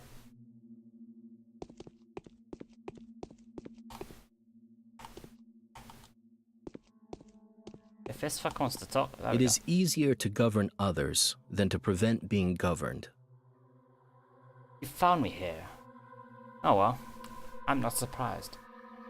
I suppose you're not too surprised by the fact that everyone knows about you either. The rumor of your arrival spread like fire. Why have you come? I've come for some sightseeing. There was a peculiar incident yesterday by the spleen. The children were playing with the mud as usual. But then, suddenly they ran away from the sandbox. And the parents noticed their hands were smothered with blood. But none of them were wounded. Neither were any of them surprised. What's the solution to the puzzle? When the worried adults came to the place where the children had been playing, they found nothing unusual there, only sticks and stones. What do you make of it? Nothing special. They probably just dug out a dead cat. Dead cat. Nice to meet a person with a skeptical mind. I'm Vladislav Ogemsky, the younger one, boss. And you are, of course, Daniel Dankovsky. Yes, that is me. Katerina thinks Claire is a messenger from heaven. Yeah, right. Bachelor, I have news for you that should prove to be of interest. You seem to be looking for the killer, right? I'm listening. I'll have to briefly explain a few things to you. Have you already been told what the termitary is? No, I haven't. The termitary is a huge bunkhouse where the Bull Project workers live. Although living is the wrong term for it. They nest. They are nesting as a commune with a rather simple way of life. It could, without reservation, be called savage. What is the Bull Project? It is the whole industrial system of the town. From the abattoir to the goods station. Would you care to listen as to why I wanted to see you in the first place? Very much so, go ahead. Let's get to the point then. A case of pointless, aimless unrest has occurred in that hive mind's nest. The workers there are prone to lashing out from time to time, like beasts frightened by a storm. They rage, they howl, they gnaw one another. An unsightly image of a mass uprising. And what does this have to do with Simon's murderer? Riots occurred in the termitary several times before. The mob goes crazy for a few days, then they calm down just as unexpectedly. All of them at once. The sudden calm is just as void of reason as the unrest that had them. The sudden calm is just as void of reason as the unrest that had set them agog previously. Having a certain experience with the kin, we simply block the entrance to the zoo off until the riot defeats itself. And we usually lock them up beforehand. Evidence of an upcoming outbreak of mass lunacy becomes obvious in advance. The Termitary's Father Superior informs of it. But Father Taichi has recently passed. A curious coincidence, don't you think? Mass anarchy. Anyway, a member of the kin managed to run off into the town while we were busy taking measures. Yeah, they're worded in a way that they only make sense after you've played through it once, or after you've like spent like 10 hours on the game.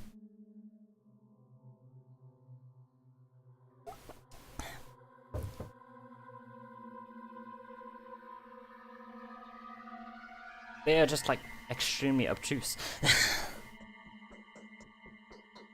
Yeah. You think he is the killer? I think you and I can help each other, Doctor. It's pretty much, yeah. Game turns you into a crazy person. You're looking for the killer, and I'm sure it is a runaway butcher. The title of a half-man suits him very nicely. Kane's claim that Simon had not been killed by a human hand, don't they? And our family does not need unnecessary unrest in the town. This butcher can babble devil knows what. His mind is most likely clouded with insane ideas. So you'd rather he kept mum about what is happening inside. You are correct. They barely know how to speak, but that only makes it worse. Half men, half beasts. If they start preaching, you feel as though you've encountered a doomsayer. I need this butcher to disappear. Hand him over to the Canes or simply kill him if the beast attacks you. The reward will be hefty. Very well. I'll look into this. Where can I find him? He is most likely being harbored in a suspicious house. That's in the crude sprawl. Yes, my father is a man of rather hard-handed disposition, and quick-tempered to boot. If he finds out the crude sprawl is concealing a fugitive, he will make a mess. Pointless brutality serves no one. I'm looking for peace rather than blood, I'm telling you. I'll do my best to make sure you're right. Show me the house. Right.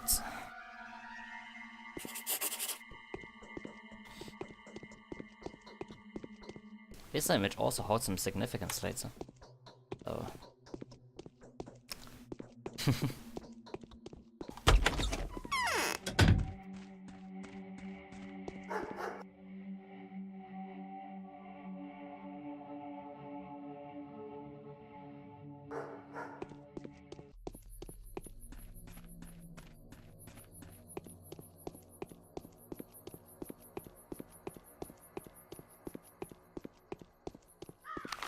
Alright.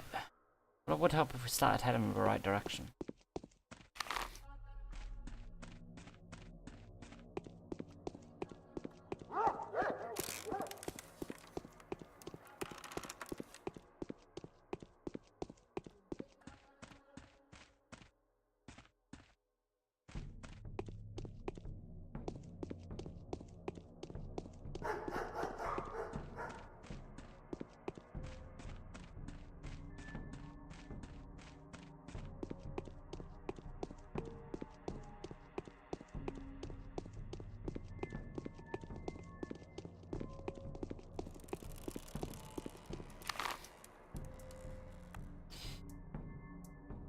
This way.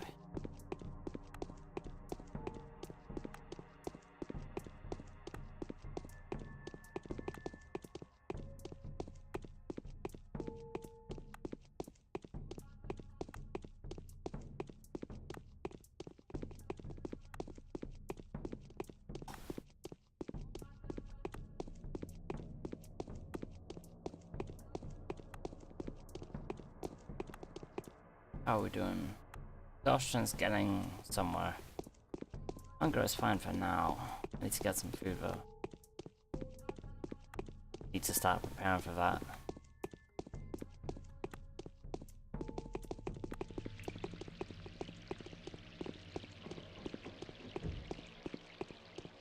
There's a shop over there, so I'll go buy some food now.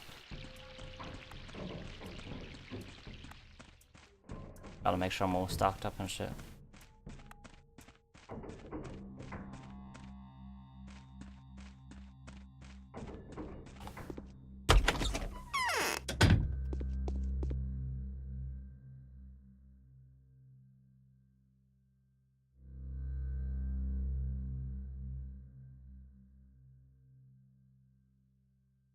Alright.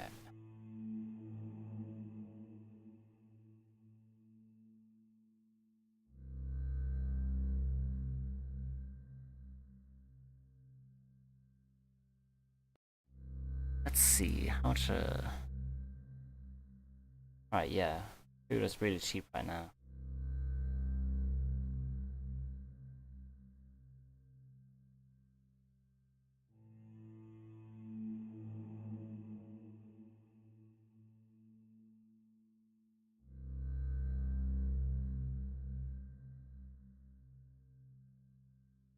I can spare a few bullets.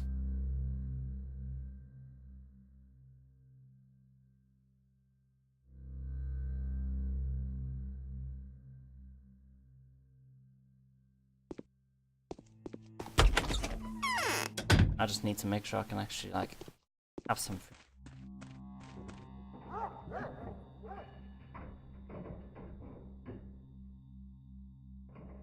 That should last me for a bit. Very short while. Okay, let's see.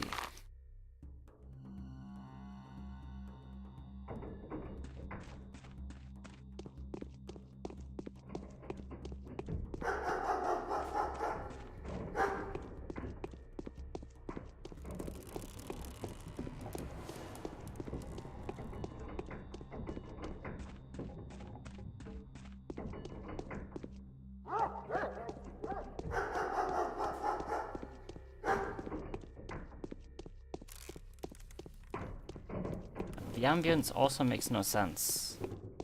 It sounds way too close when it has any right to be. It always sounds like it's playing like right behind you.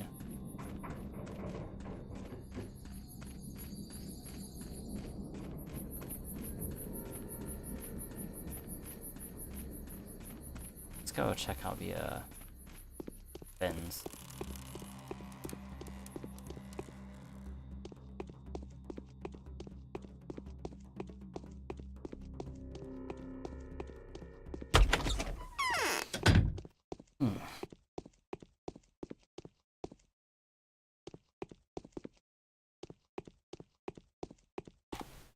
Shabnakadir is tracing the streets like bacteria in a vein. Do you know where to find clean water around here?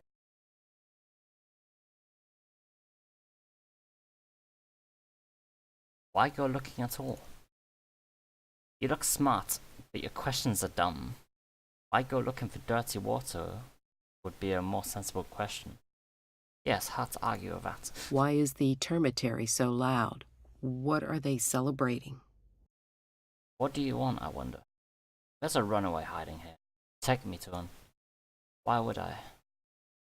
He's in danger. I'm here to help. He's a butcher. He won't talk to you.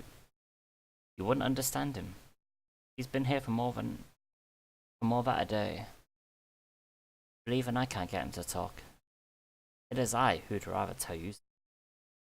What do you want to tell me? Big Vlad has plugged up the territory for a reason. Butcher's mumbling is all over the place. But if you listen carefully, you'll make out tales of such horrors that I get shivers all over. Thousands of people have lost their lives all at once there. Many have died. Something's brewing inside. Take me to the butcher. I'll interrogate him personally. Are you sure? Have you forgotten that he is crazed? I think he'll communicate with you. You're mistaken. They aren't great talkers anyway.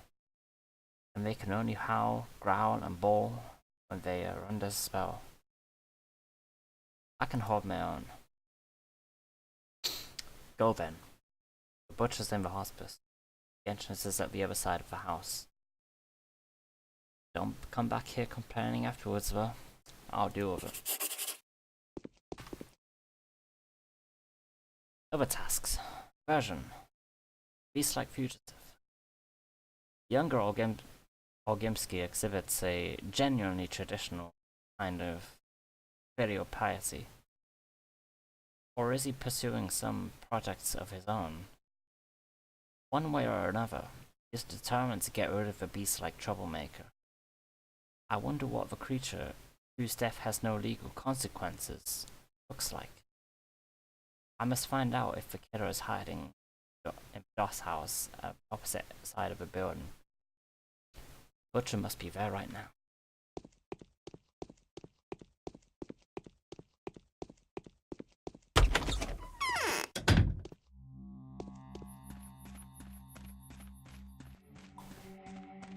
Right. Let's save beforehand.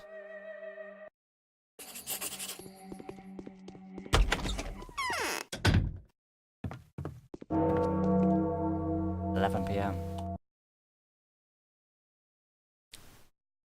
Hulaihi, ut, Golgoy, ek, get again. Yeah, I'm not even gonna bother.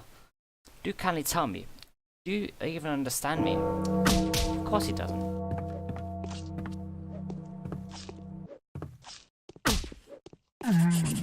Got him. Had to kill the butcher. Orgimsky's son, Vlad the Younger, will surely appreciate this turn of events.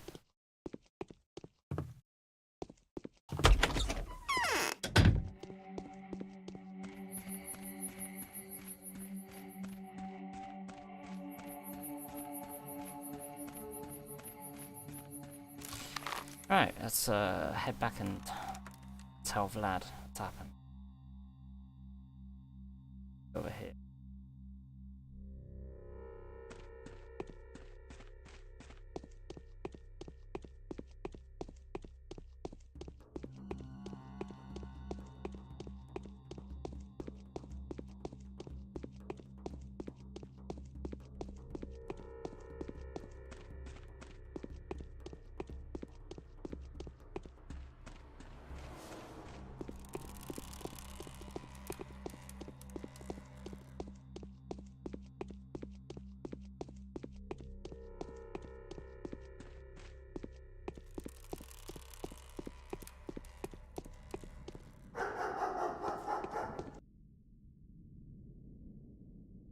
He's got bandages.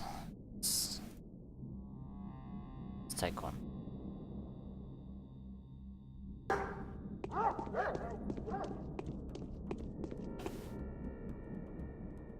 Durability 36%. Counteract plus 2. 120. Fuck it. I kinda need it anyway. For now.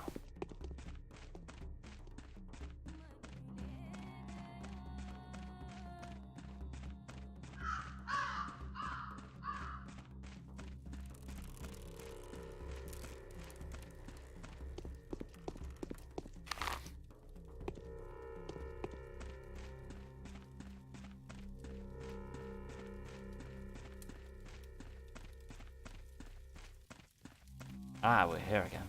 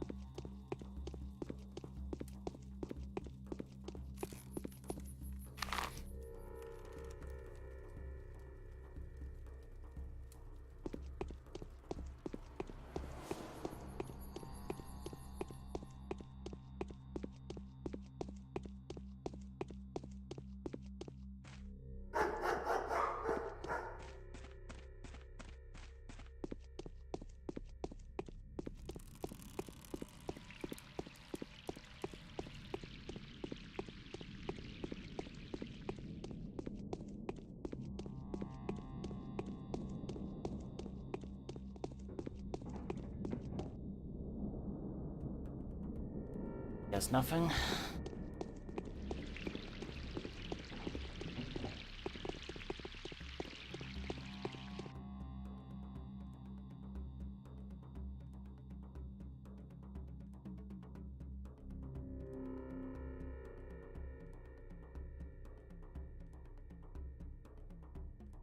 Five O's.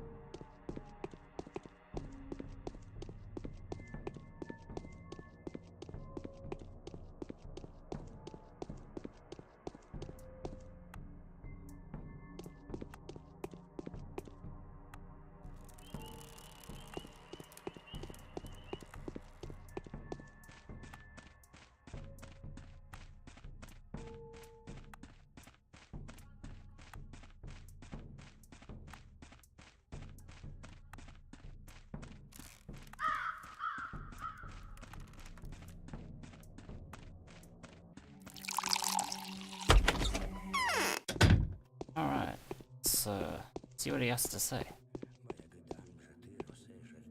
Hold up a minute.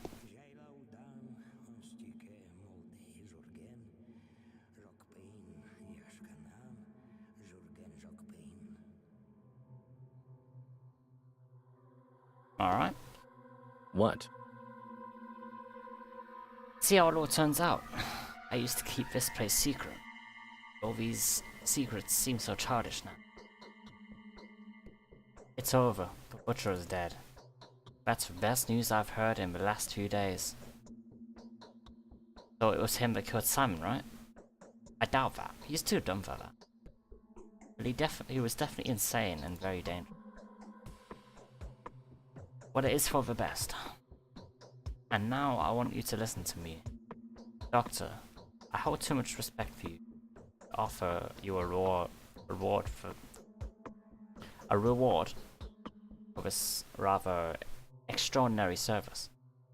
So please accept this money as a donation from the town's ruler to you, a sign of our support, someone brave enough to commit to your difficult task. Capturing the killer is our direct duty. Please consider this sum to be the Orgimski's contribution to our common cause. This is acceptable if you put it that way. Only that way. I just got 2,000 monies.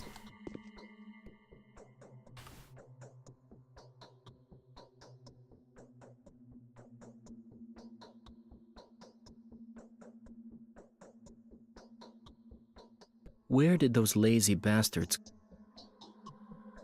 It is known that Simon had limited his social activity just before his departure.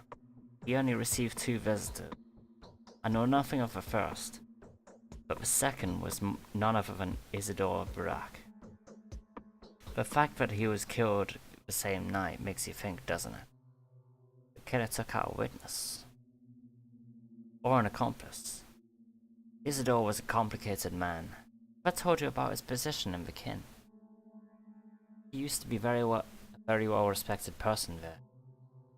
And I can't say everyone liked it. What do you mean? Isidore wasn't a doctor. He was more of a herbalist.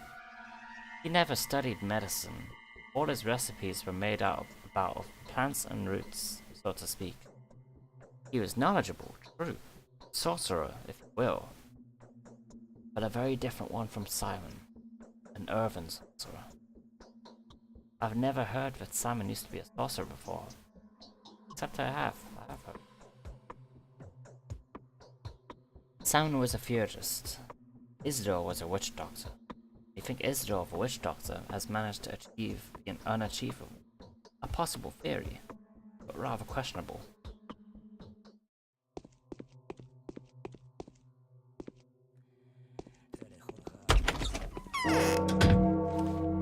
PM.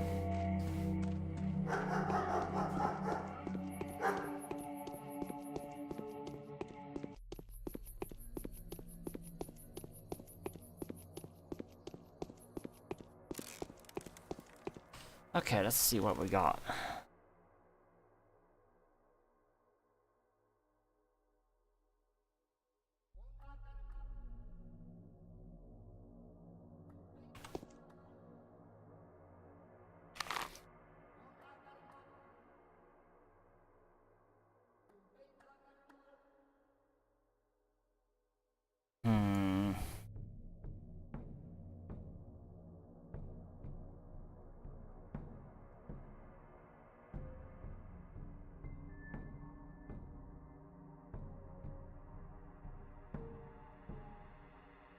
Let's head back to Big Vlad, see what he has to say.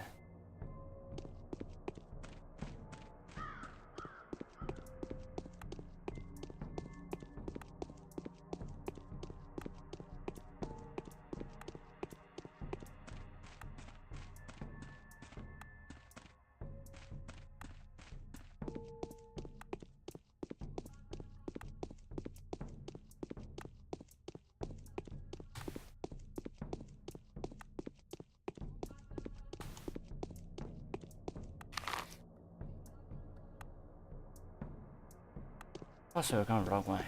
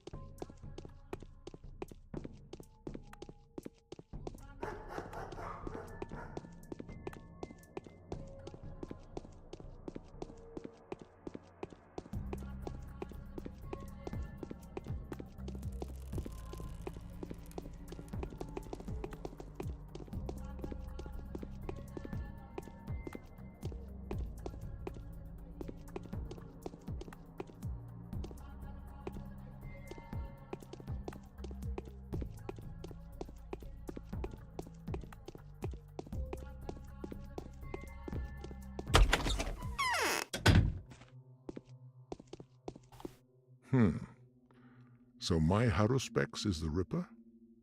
Funny. Isidore came by to see you last night. Don't try to deny it. So what if he did? I am also aware of what you two have been talking about. All I want to know is why he left to see Simon after. Oh my, oh my. Pray forgive me. So he wants to bring me to heel. That traitor. Bastard. Well, what he asked for was to stop the factory. How could I not kick him out? What were his reasons? His reasons? Huh.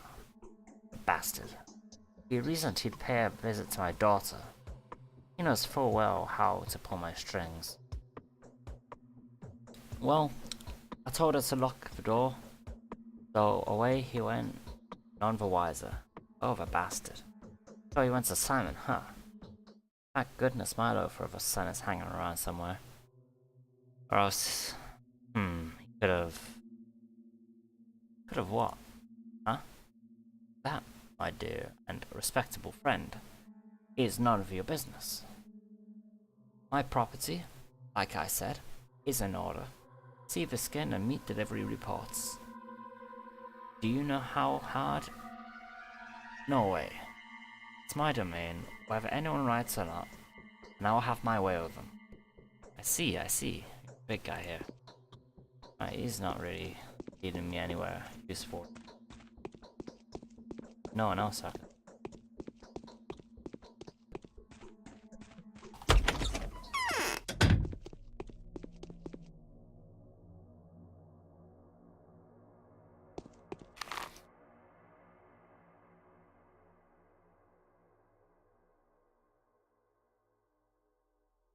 Head back to Verada. Let's head back to Yulia.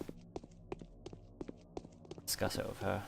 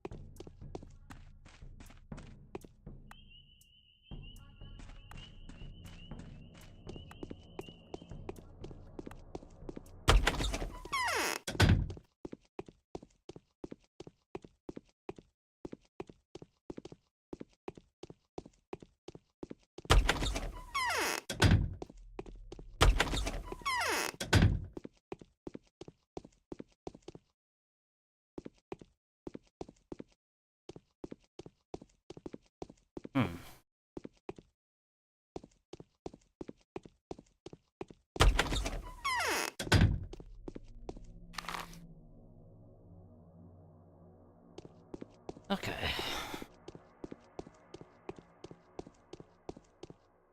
Exhaustion. Getting there.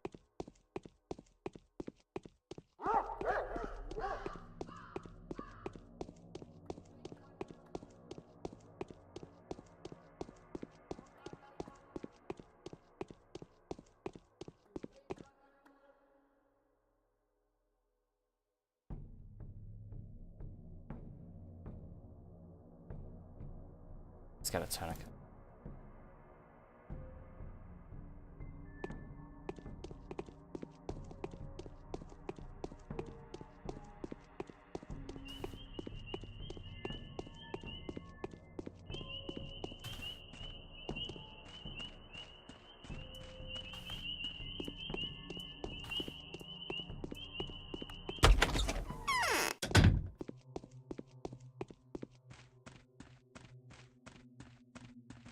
My chest seems to be filled with cotton wool.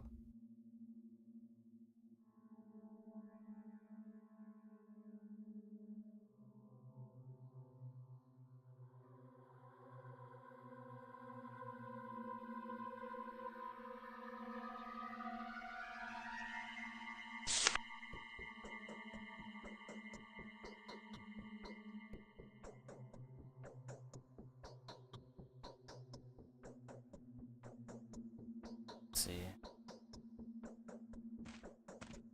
I'm afraid I'm of little use now.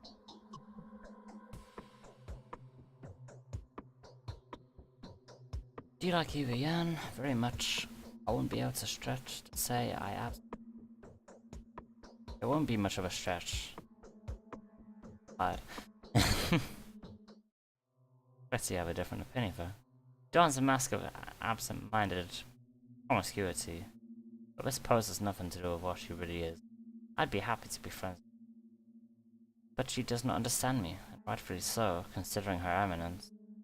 I can't believe my ears. Sooner or later, a fervent believer may emerge from within her, dissolving her completely in the object of her adoration. After which she will probably kill herself. I'd rather talk no more of that. I'm afraid it's natural. Simon was doomed. I've yet to meet anyone who can help me in the slightest way to find the killer. Do you have any relevant experience? Do you know how a murderer may be found?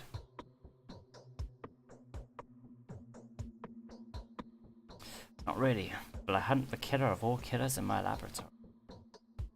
Incidentally, it is more than possible that the killer is hiding in the house of Anna Angel, a thespian of sorts. Now, here's another woman worthy of attention. In fact, some ghastly man, covered in blood, was seen entering her house today. How do you know this? Town is a small place, Bachelor. The wind carries rumors, falling leaves, mixing birds' feathers with emotions. We all know one another so well here that we are sometimes able to hear each other's thoughts. Family trait, if you... But that being said, I doubt the man in Anna's house is the real killer. Where does this Anna live? Lives in a mansion that once belonged to a family of exiles. Political views led them to a far-out town like ours. Because of some ill-conceived sense of camaraderie, they were happy to give shelter to a runaway actress. As soon as she told them she was persecuted by the powers that be, a few years later they died, suspiciously if you ask me, leaving Willow Mellow, a daughter, in the care of their companion. Willow died soon thereafter, mysteriously. They all died of natural causes, allegedly. Even though Willow was buried in a tightly closed coffin, the body was examined by Isidore Barak, and he is not a man who would cover up a crime. Anyway, you would do good to take a look at the house yourself. The mansion is known as the Willows. It stands by the gullet in earth. Anna, huh? Well, I'll get to know her. There we go, we're going somewhere now.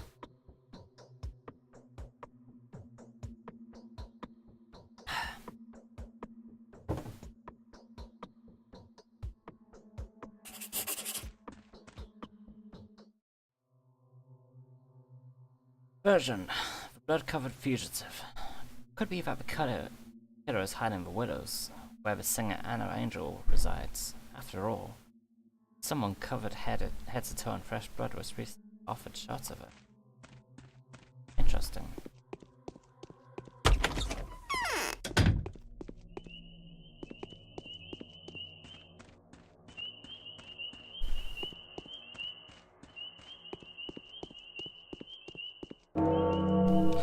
PM.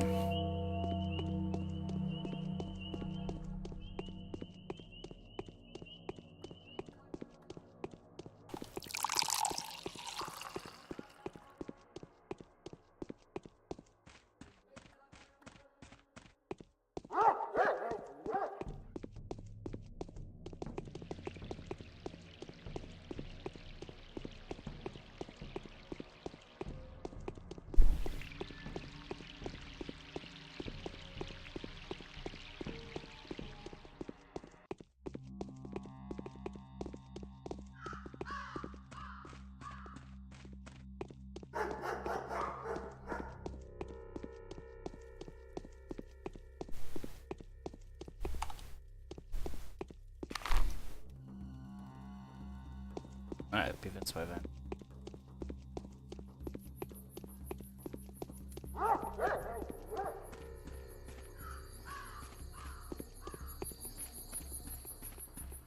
This house.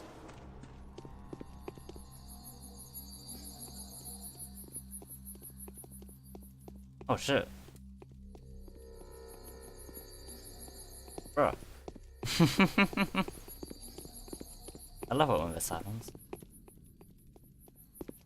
Oh, the guys just start chasing the girls and beat them to death.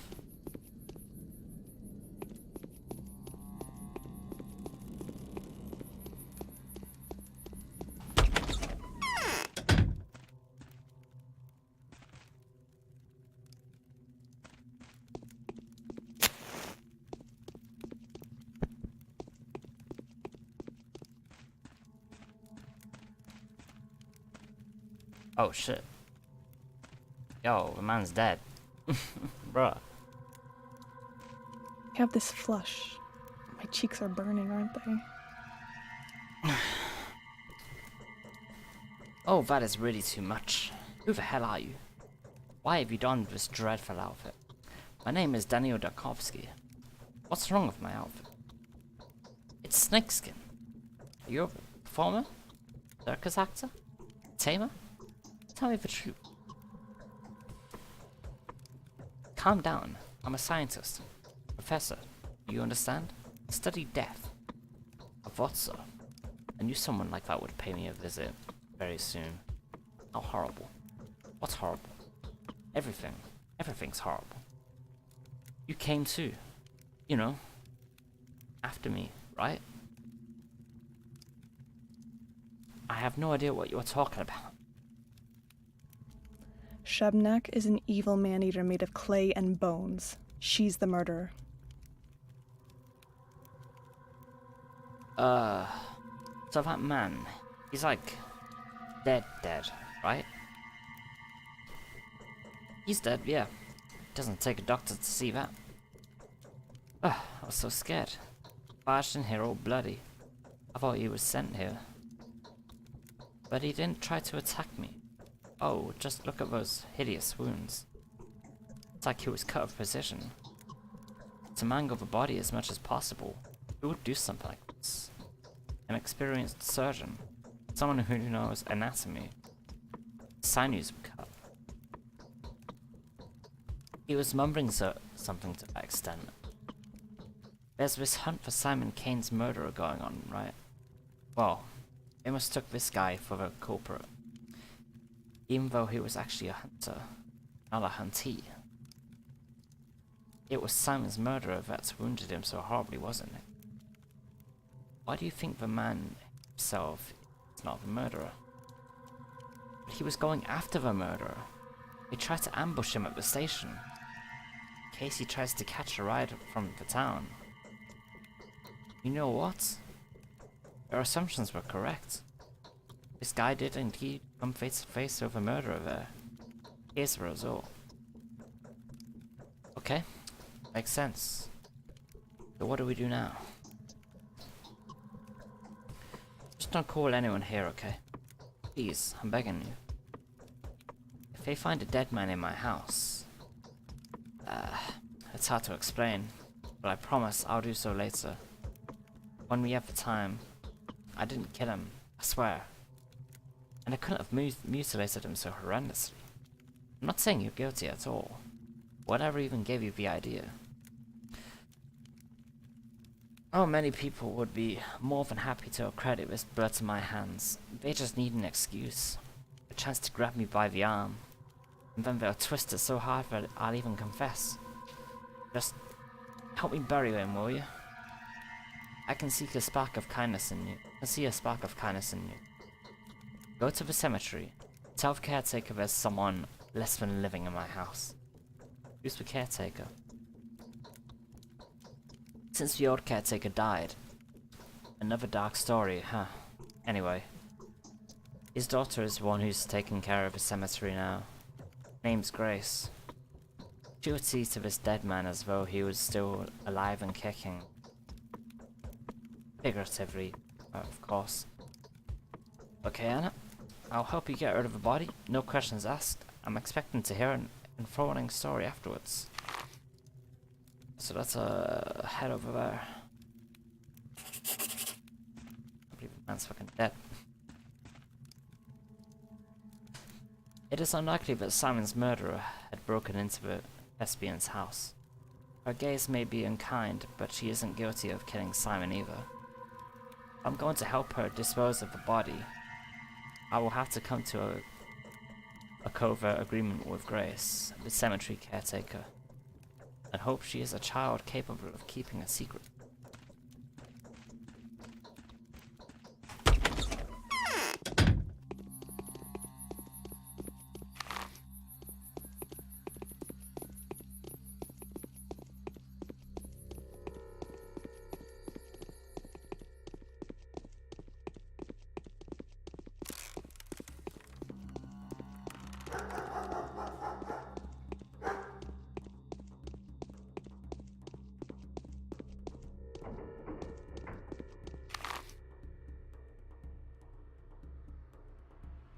Alright, let's get through this way.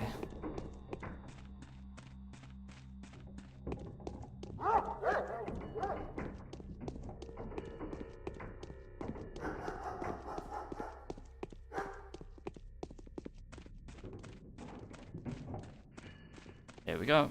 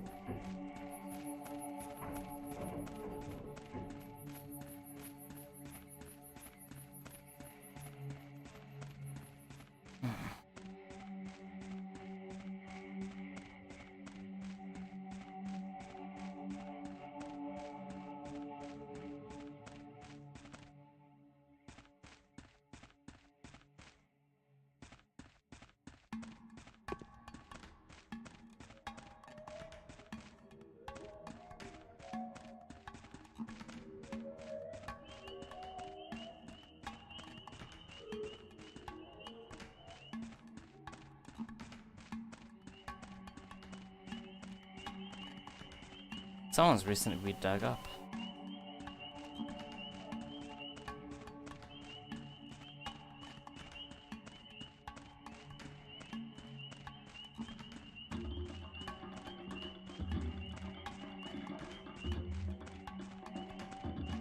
That door is stupid. Jesus. Alright. And who might you be burying, dear sir? Are you the caretaker of a cemetery? The caretaker's been pushing up daisies for... let me think. 5 years now. Turned to glass already. All excited to bask in the sun. Me? I'll have to endure the hardships for a long time still. I'm here on burial business. Whereas I'm stiff. You'll have to go fetch it. Not far. In a mansion on a riverbank. Oh man. Bella speaks of a hunchback over there. He is the boss. Should have told me straight away. What do you need, good, kind sir? I'm looking for Grace. Where is she? Ah, caretaker's gal. No Grace around here. As you can see, the place is completely graceless. What's your business with her, eh? Need to bury a man without unnecessary fuss. Aye, makes sense. Loads of sense. Putting someone 6 feet under without any roaring thunder. Process demands meticulousness, sir. You know what? How long since was stiff's gone stiff? Bizarre question. Ain't nothing bizarre about that. If the gun has been gone for a long time, then there's just one concern for us. Or maybe not at all. If he died recently... oh, he died recently. We're in a completely different line of business here. Now, a person doesn't just die like that. Now, does he? This town's a rumble and thunder. Don't you try to sweet talk me into believing he died his own death. You want money? You bring 2,000 here, kind sir. We'll bury the devil himself and sing a pretty tune for you to boot. Gotta put even the Shabna Khedig back into the ground for 2,000. The sum ain't pretty, I know. But the times ain't killer on the looks either. I can show the kind sir. Fuck you, Nana. Get out of here. I can show the kind sir a way out, by the way. Well.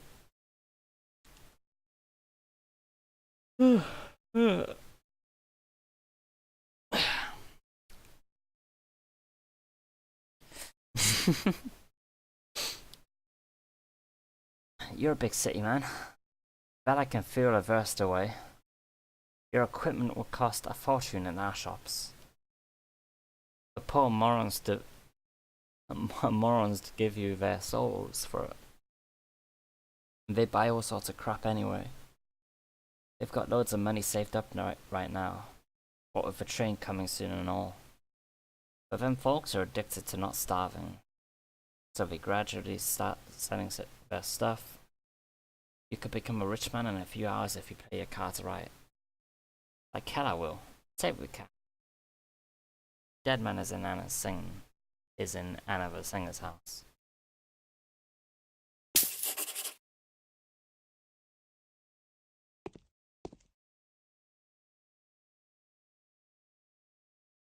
It is done.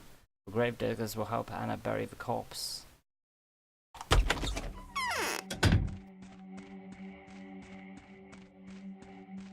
Now let's head back to Anna and tell her and hope she'll give me a good story or something. Give me some kind of lead.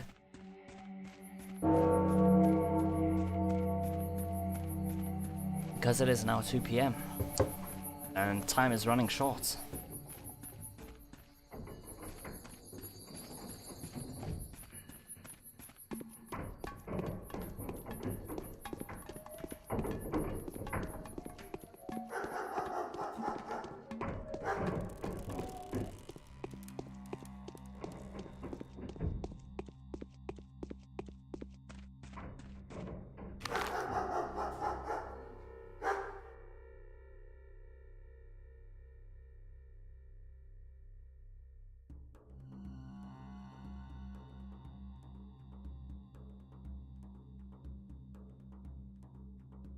Oh, actually, I need to seek her out as well.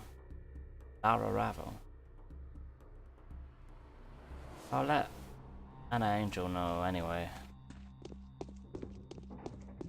Ow. Smack.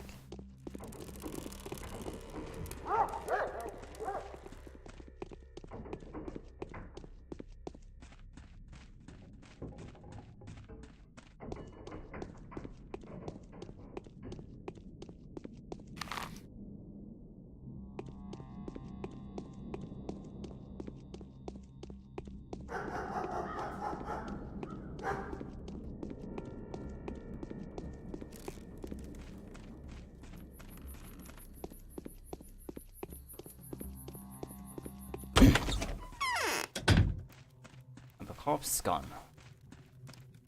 I don't want to undress. What if there's something scary on my skin? Oh, how can I thank you? I'd love to give you some sort of trinket as a token of my gratitude. You have nothing to should I take the ring? Or just take nothing?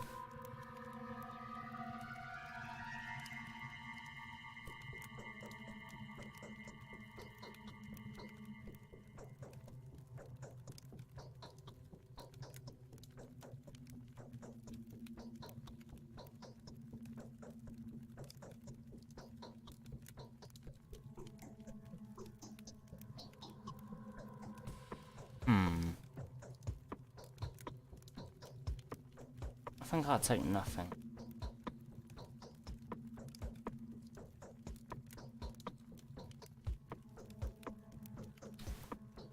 Really?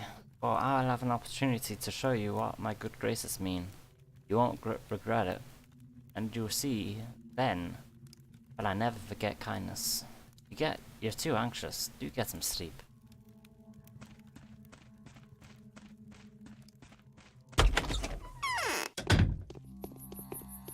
Okay, now I need to head over to Lara Ravel.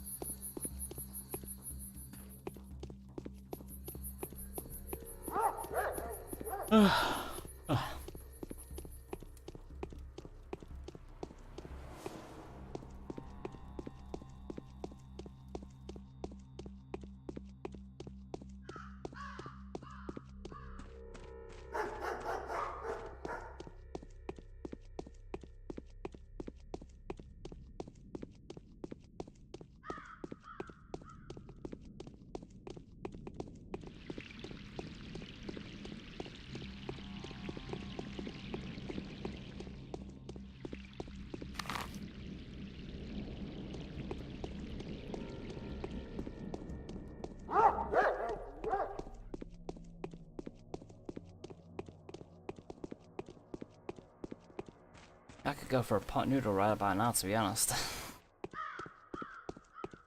I'm hungry.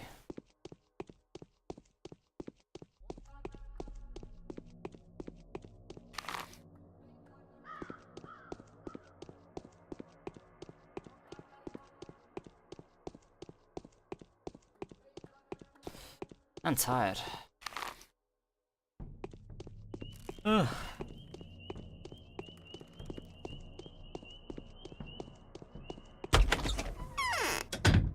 Oh yeah, I remember this. There's also a bat I can use there. Anyway. It is not so dangerous to do wrong to most men as to do them too much good. You're the person that came to marry Arcana in a dream. I recognized you straight away. My name is Lara Ravel, and this is the shelter. You are always welcome here. My name is Daniil Dankovsky. Let's be friends now. I prefer being friends with everyone. You always have guests, but your face looks sad. Oh yes, I am the mistress of this house after all. That doesn't mean I'm a mistress, not with a capital M. I won't ever become one. But I can serve people to the best of my ability. What are you talking about? Everyone who sits at this table, see? They are all trying to be mysterious. But in reality, every action we take is a mere consequence of a deep wound. Our words are like the drops of blood seeping. Sorrow is what opens people's body. You are a poet. I'm just in a melancholic mood.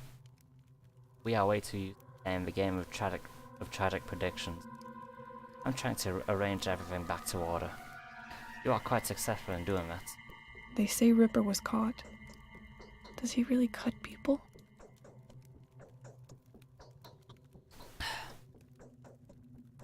I know you're a doctor. A wonderful one at that. A celebrity medic. Everyone in that small town knew that a famous doctor was coming here. Very glad you really have. Because I want you to do a certain good thing. Can I ask a favor of you? Please do. A few years ago, a child death rate went through the roof here. 6 people died in a week. 10 or so came down with serious illnesses. It made us worried, but unfortunately, we couldn't find the cause straight away back then. In the end, it turned out children were dying because of a game. What in the world? What kind of game kills children? They were playing... what did they call it? Well, it was some kind of medical game. They were stealing medicine from the adults and making some diabolical mixture out of it. Then they healed each other. Back then, the game just faded into obscurity. But now I've heard they were contemplating doing it again. Someone has already been poisoned. Well, what can I do? I'm no poisoning specialist. I can do an examination, of course, but... No. It's much simpler. There is a house somewhere in town, either abandoned or just unoccupied. That's where they play hospital. That's where they store their horrible mixtures. Please, it's your standing and your celebrity name to put an end to this game. Bella, Ogimski's daughter, believes the house will be unlocked today. I'll do my best, of course. How can I find the house? Capella mentioned it's been next to one of the ruins. My friend couldn't hear them properly. Have you seen those stone stairways to heaven? I think you might even be able to see the house you're looking from, or from either Jan's window, but most importantly, it should be unlocked. Do people around here ever leave their doors unlocked? In exceptional cases or emergencies, yes we do. But generally, houses are supposed to be locked up, because they are occupied by several families. They're not scared of losing their own belongings, but they care about their neighbours.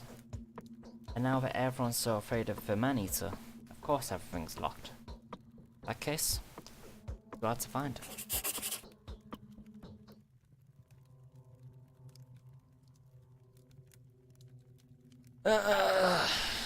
Version, the many-legged fugitive. kind of games have a look with children playing. Lara is worried about them. Or she is worried about the mysterious schmouters we seem to have discovered. It would put her mind at ease if I could get my hands on it and wrest it away from them.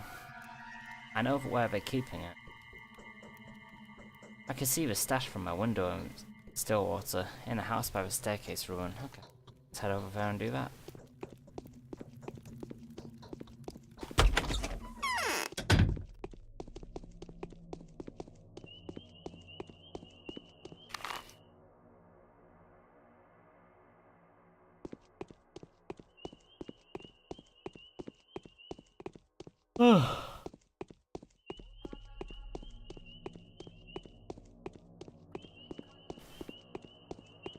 The first day always seems like the longest.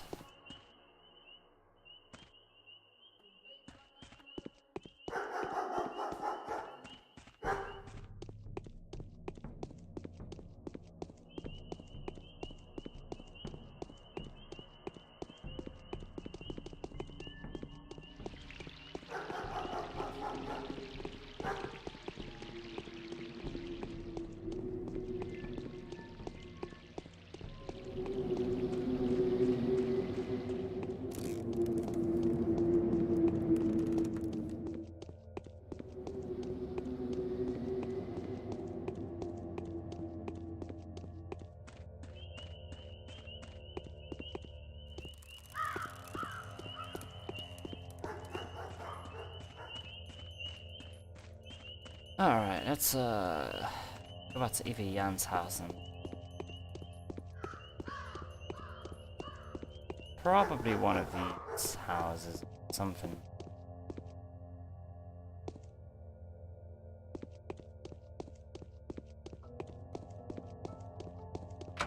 Not that one.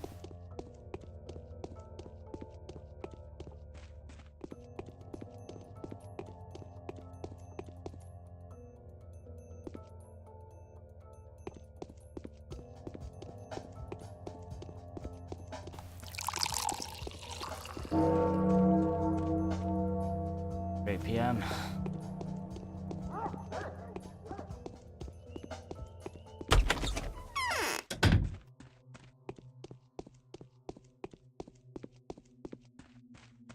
Is there even a window you can see out of? No, there isn't. Exhaustion is getting high. Can't remember how to increase it over my sleep, but I haven't really got time to sleep right now.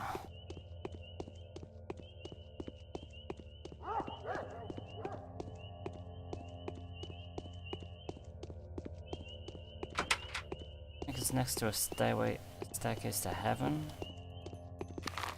There is one around here, I think. Here, maybe?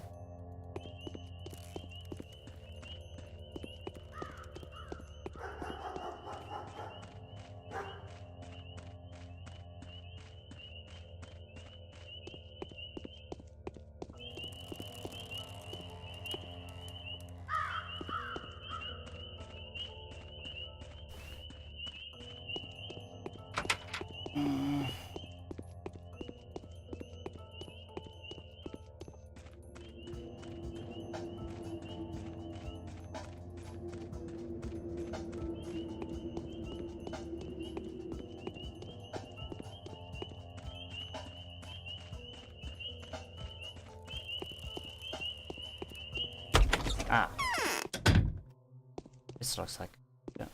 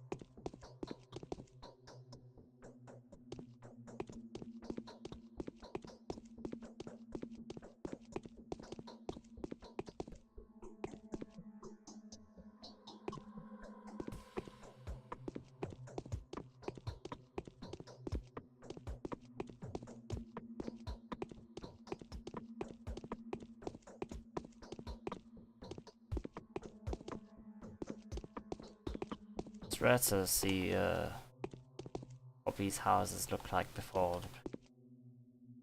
But we got some good shit in here.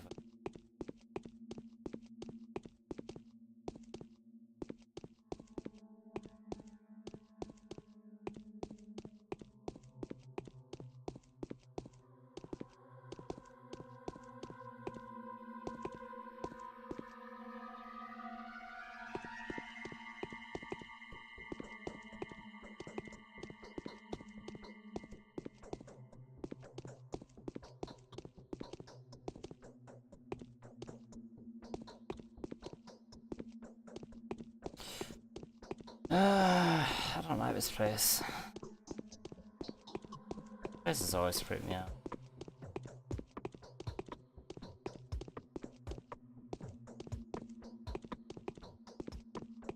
And I'm running out of time.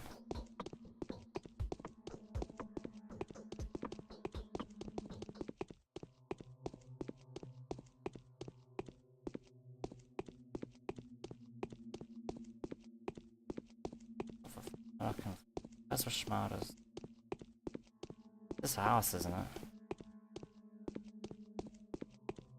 Not looking to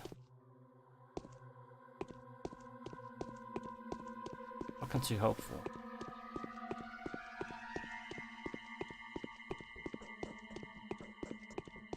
Yeah, I ain't seeing anything.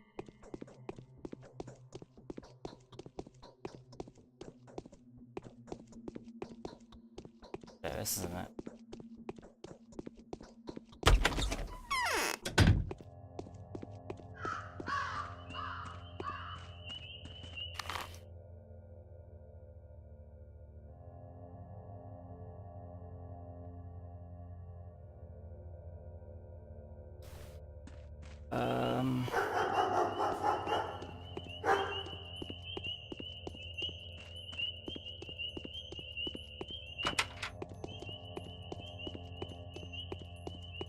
I don't know.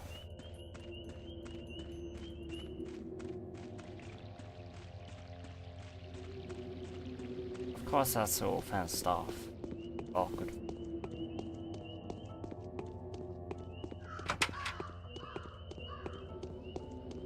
Ah shit. 4 PM? That was fast.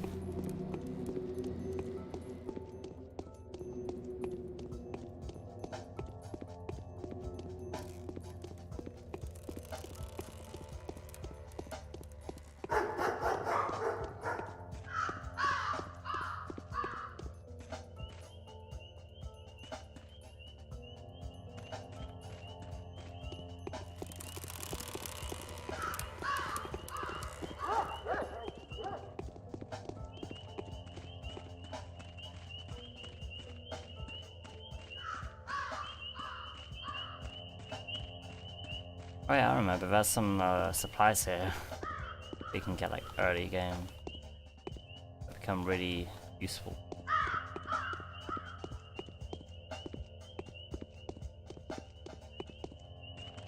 Yeah.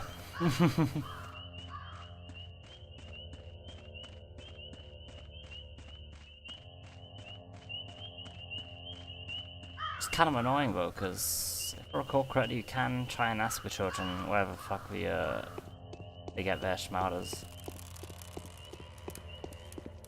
Running out of time.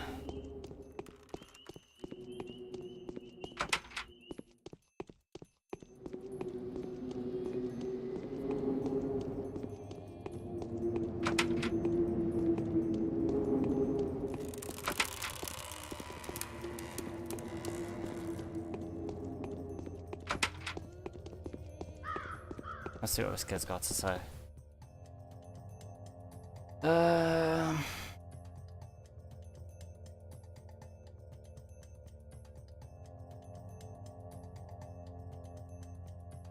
Oh, he's not got what I'm after.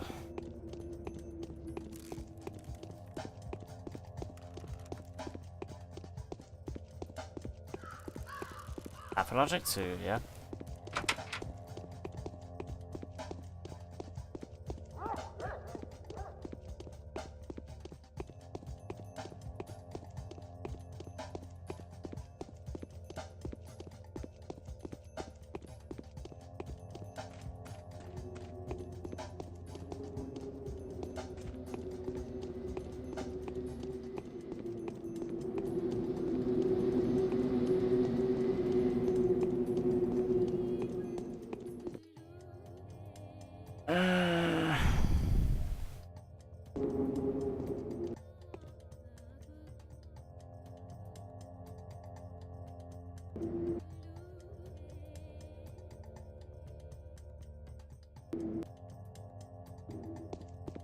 Nope, they ain't gonna tell me anything, I don't think.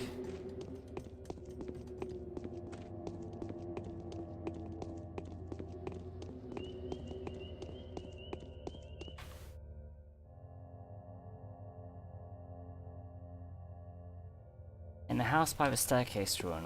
Which staircase ruin? I'm probably looking like in the complete wrong direction. You know what?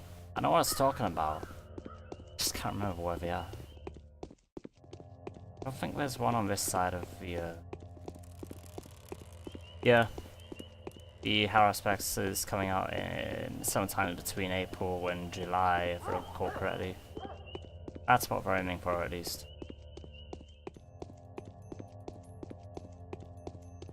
Interesting that we're going Haruspex first, but I mean,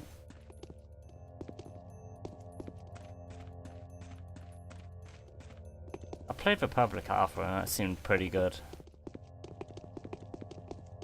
Ah, it's just up there, isn't it? Looks like.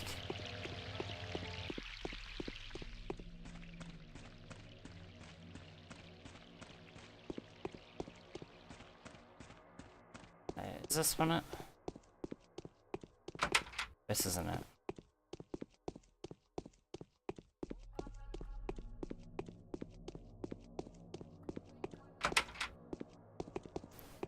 Bachelor and Haruspex and Changeling. Yeah. Yeah, pretty much. You have to play them both to unlock Changeling.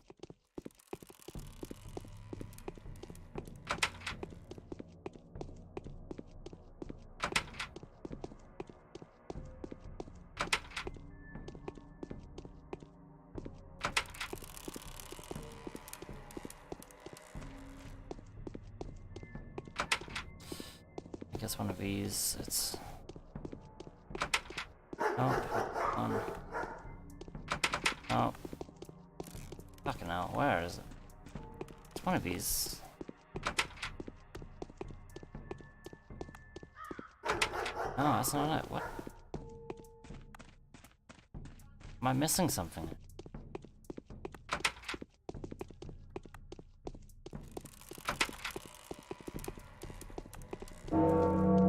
It's fucking 5 PM, shit. Yo.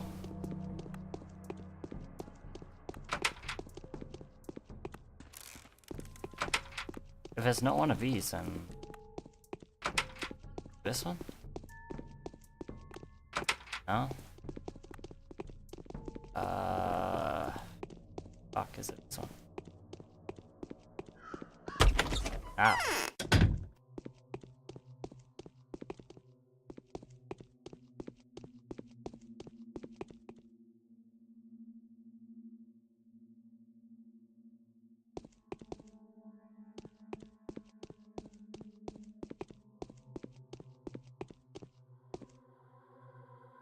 Alright,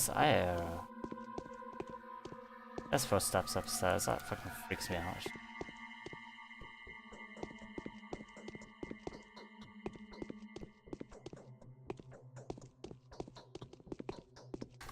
I'm gonna save here just in case. Okay, yeah, it's these guys. Dogheads. May I inquire as to how you found this place, sir? By accident, why do you look so funny? We children are funny creatures, half human, half something else. Our inner world is off limits to the adults. You can't see our real faces just as you can't touch our dreams.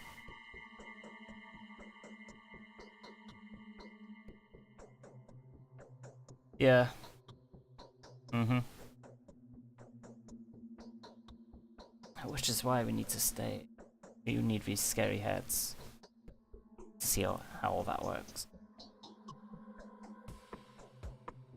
We're playing here, rehearsing actually. Also looking for something. We need it for the game. Nothing special, it's just some junk.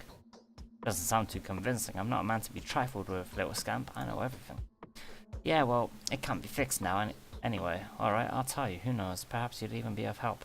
Kids are in danger. We've come here to get Shrouders, but someone has already looted the cash. Maybe it was Capella's doing. He's probably distributed among our minions for pagan. I don't understand the thing. How is it dangerous? The little ones are playing epidemic again. They wanted to get their hands on these damn schmarters so very much. So now we need to catch the kiddies. And I mean all the kiddies in town, one by one, and pry the schmarters from their hands. See, the common opinion is that schmarters can cure all kinds of ailments and stuff, but in truth they are deadly. Why are they produced in the first place then? An adult will be severely poisoned. They'll be bedridden for a week, that's it. But it spells doom for little kids. How are children supposed to cure themselves then? Children? All children should come to our polyhedron. They'll all be safe there. Polyhedron. A specular tower on the other side of the river. There is no death, grief, no boredom, no disease there. That is proven for certain. Only dumbheads leave it voluntarily, if you ask me. What about you then? You have to be an absolutely thick and heartless creature lacking any semblance of imagination to refuse something of the sort. Yeah, the general gist.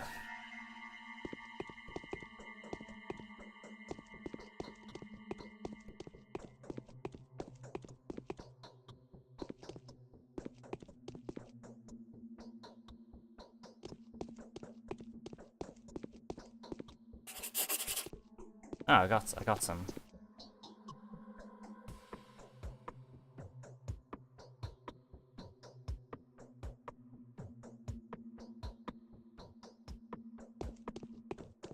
Let's take it to Laura now.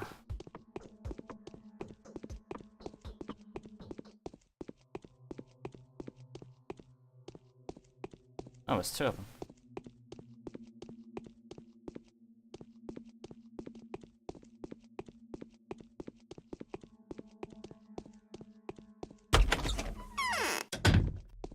Oh, what a pain in the ass. Let's take a save, because I've got a feeling this is going to be a bit tight, time-wise.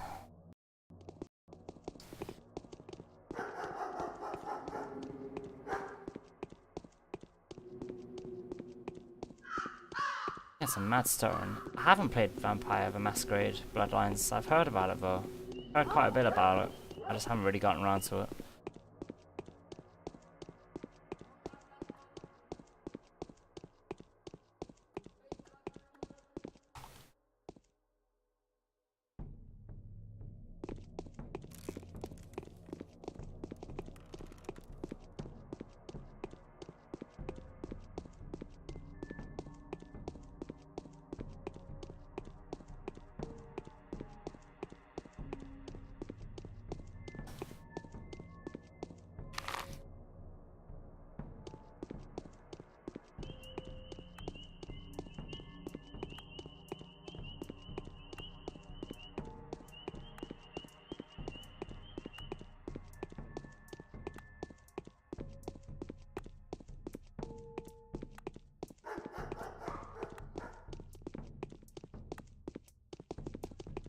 I'll check it out at some point.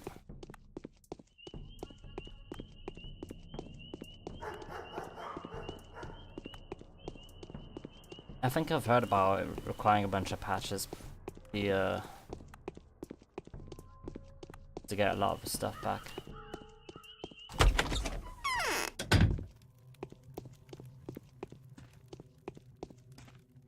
What? I have a very bad feeling. Same feeling plagued me just before my father died. Well, I found it.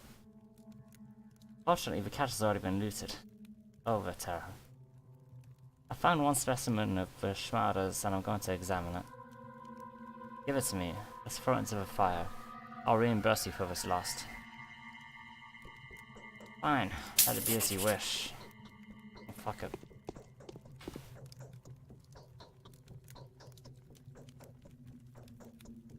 I still haven't finished today's quest. They say Ripper was caught. I want to find Vyogimski's son.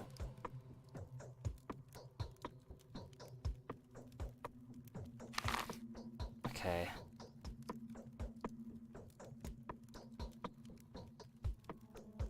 I mean, I already knew where he was.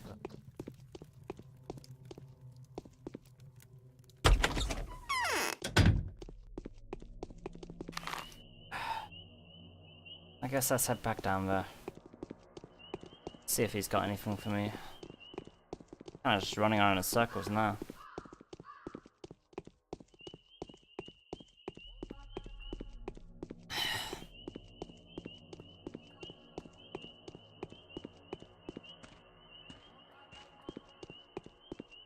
I always struggle to remember how to fucking get through the first day.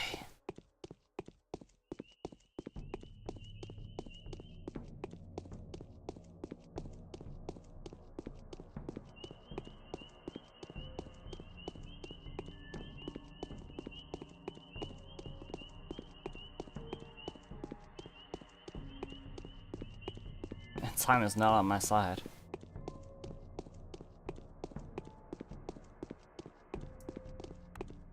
Especially not now. Ah, fuck. Only 6 PM like any I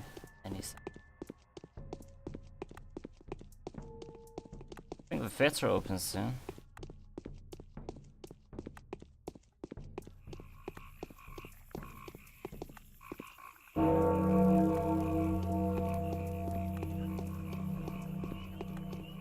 What was that laser review thing? I can't remember. Not gonna bother doing everything right now. I just need to get to, there it is.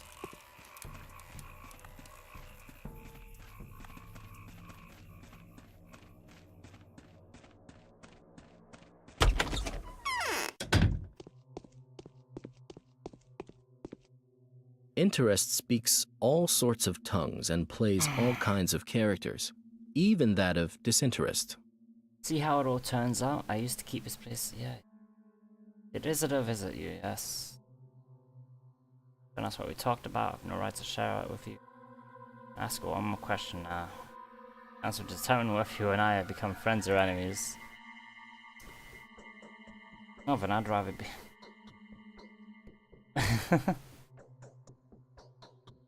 Isidore said, no, but I'm merely retelling it secondhand. He said there's an epidemic in the steppe camps. An outbreak of tarbagan sickness, perhaps, the plague, that is, Father. Father had issued an order to lock the termitary up, to prevent the infection from getting in. And what are you so afraid of that you would conceal this? I don't understand, you did the right thing. There's an underlying sensitive family matter here. To cut a long story short, my father would kill me if he found out about this conversation. Unrest in the termitary, well, see. I incited it to make Father lock it up. He didn't believe Isidore. I see, now everything makes sense. We need to warn Reuben. It's very urgent. He is about to examine Simon as soon as the period of time required by the Canes passes. Where is he? I have no idea. Where is he staying? I don't know. There was a secret dissecting room in one of the warehouses, but no one knows where exactly. He used to live mostly in the steppe, sometimes sleeping in the termitary or at Lara Ravel's shelter. He's not here. He's not there. I know that for sure. He went away to mourn his master. What would you have done if you were him?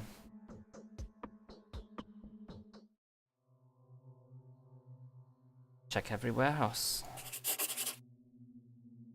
Okay, now we're getting somewhere. I think I roughly remember which of the warehouses he's in.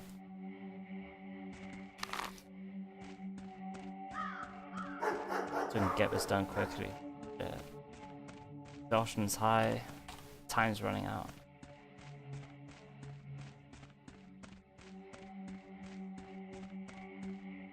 I need to finish today's quest, otherwise I'll die.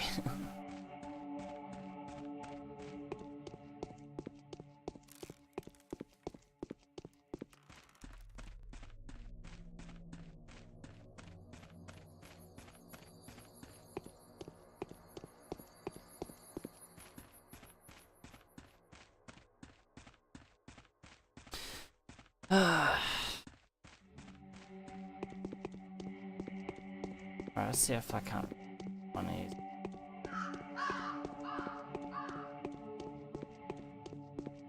not this way.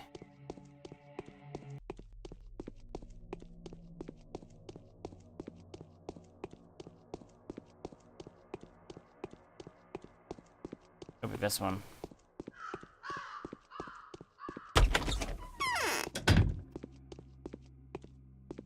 And he isn't here. Shit. The investigation of the double murder is introduced, actually. Yeah, the investigation of the double murder has introduced a few additional considerations. It is highly possible that Simon died through some unfamiliar disease. Stack Rubin, the town medic, should be warned at once. If he touches the body, he may contract. What is he? He's probably seeing the Canes right now.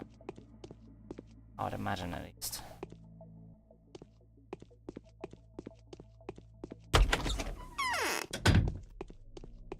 I'll head back to the Canes.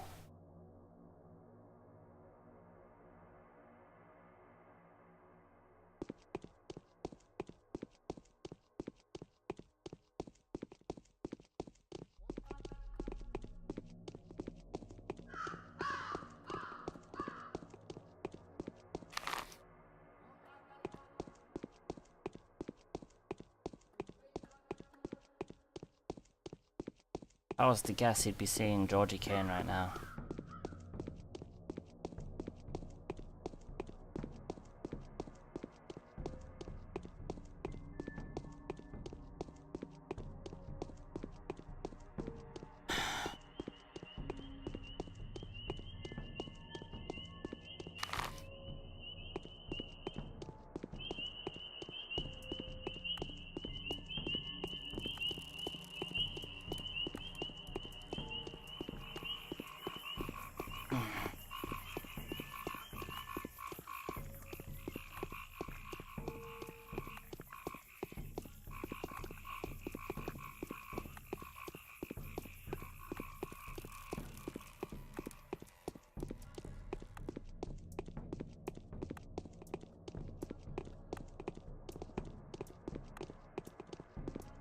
Man, that fucking exhaustion meter, I hate it.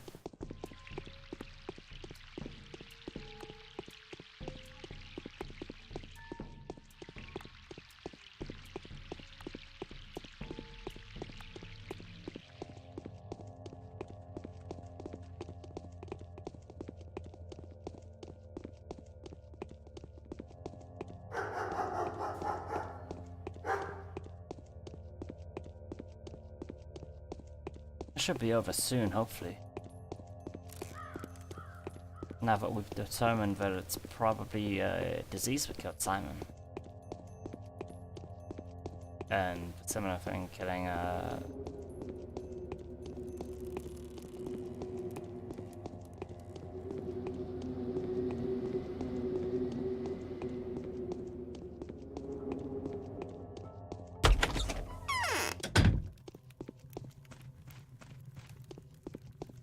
it's not shit. I'm too old. Nothing can harm me anymore.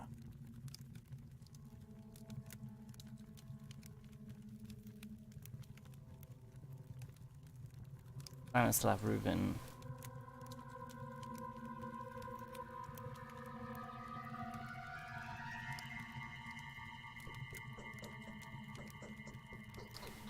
Yeah, tonight then, okay. Does that mean I just like, I don't know, go to sleep for like a couple hours or something to get the exhaustion down? Let's check out Victor's place, maybe he's chilling there or something.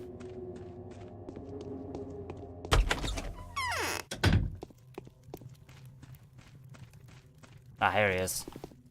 Simon was doomed. No, I'd rather not believe this. Found him.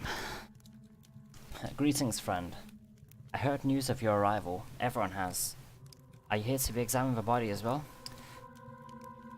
My dear colleague, I do hope you haven't touched it yet. I haven't. Is there a problem? Simon's body, wherever it is, poses a dire threat. I suspect he has died of a contagious disease. Are you sure?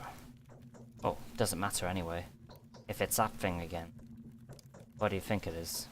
Judging from what I found so far, would be Ebrius typhoid or plague. I don't believe it. Second outbreak. Wait a second. I need to regain my senses. Are you sure about this? Do you mean what you say? I am, and I do. If it is the sand plague. Master's death was so untimely. If it's the sand plague, we only have a few more days to live. See? I have no idea how to stop it. No one does. So you're already familiar with the disease. I'm only making assumptions. I don't want to believe this. I'd rather have any other plague than this. We have no time to waste. The body must be inspected, isolated, destroyed if necessary. We must take protective measures of that, of course. We need your diagnosis before we can provide reasonable protection. At the moment, you can only buy yellow immunity boosters at the drugstores. They are no good. I'll try to do something about this. We'll need to take some remedies from Master's old workplace. Did you know he was murdered by his son? An atrocity. His son has nothing to do with this. I presume Isidore was infected by Simon and died of the same disease, or vice versa. Let us not waste any more time. You're right. Let's make haste. I'll get everything ready for the examination. Meanwhile, let's arrange for the body to be isolated. Kane is keeping it in a cold place. I'll keep you informed. If we act deliberately and with a calm mind, we can prevent this epidemic. Stay strong. I won't leave you on your own. We have identified the killer, although we've yet to apprehend him. Reuben will collect the necessary equipment to protect him as he works with bodies. In the meantime, I should inform Georgie Kane of what the primary investigation has shown. Okay, let's head back up by now.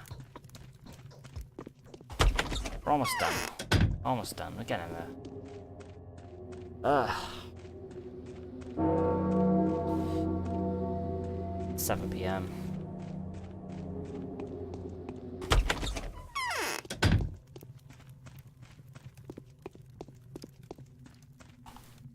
In growing old, we become more foolish and more wise. I've been told of your initial verdict. You assert that Simon Kane was not killed by a human or a Shabnak demon, but died of a natural cause or succumbed to some physical sickness. Is that what you are saying? I wouldn't say he died naturally. He died of a mysterious disease. Microbes are more efficient killers than demons. Is that a hypothesis or a fact supported by evidence? A hypothesis. A mere hypothesis is something I'm not willing to accept. Furthermore, the same rhetoric is widely employed by the people who want to hinder the murder investigation at any cost. The same people are spreading false rumors of civil disorder which, as they would have it, took over the town. The same people would happily sacrifice human life to maintain a semblance of order. What would you say to that? I'd say the order must be restored. I would rather say otherwise. This whole narrative is much too convenient for those covering for the murder. The murderer knew how to take Sam's life and keep secrets themselves. Well, what if they do not stop at that? Where is the body now, Judge? No one has touched the body since his death. The tradition kept in our family forbids us from seeing the dead until a certain time has passed. For a required period of time will last until tomorrow. But I will not stop looking for the killer until you are able to convince me that your assumptions are true. He was infected. How did it happen? Next thing you'll tell me is, it was Isidore that brought the disease into our family home. The most convincing proof would be a body examination. What other proof do you expect? Venerable Bachelor. Take me for some willful old fool who has burdened you, out of spite. With a complicated solution of a simple problem? Or perhaps you think I am covering somebody else's sins, getting in the way of you doing your duty. Is the body truly isolated as reliably as you say?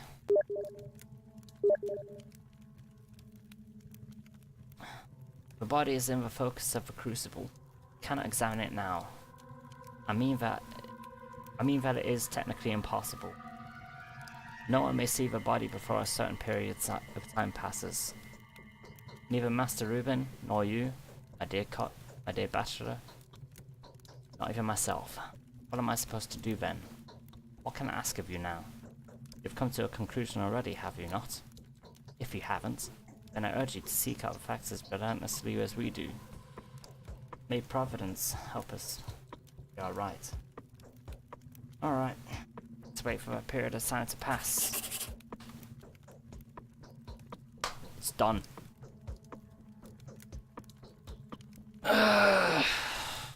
Okay. Okay. There we go. Got it. That first day done. 11 days to go.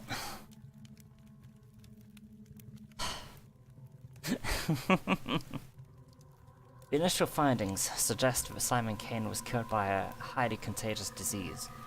It seems I will not be the first to meet the killer. Dr. Reuben has better chances at that. I just cannot help but think that were Katerina's prophecy to come true, have made the situation even more convoluted than it already is.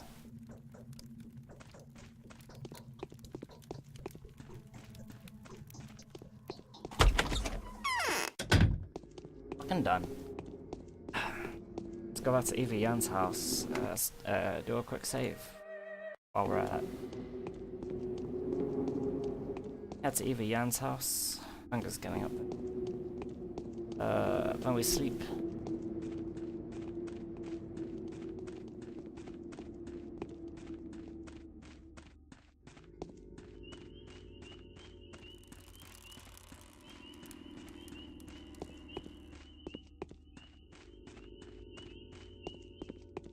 I am tired.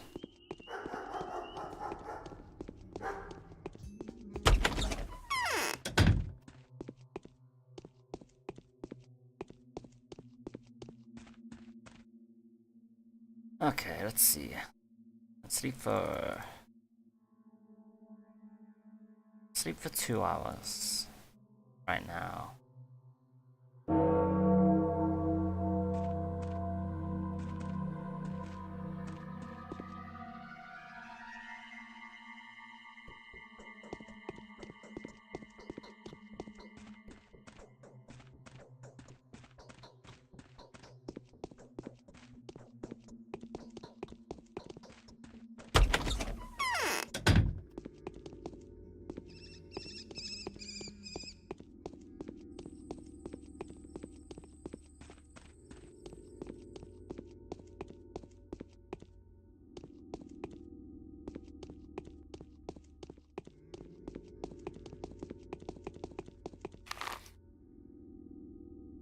I think there should be a performance going on at the theatre at some point.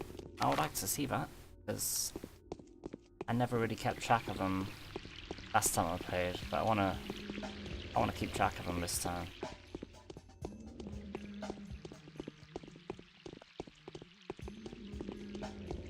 I gotta be careful though.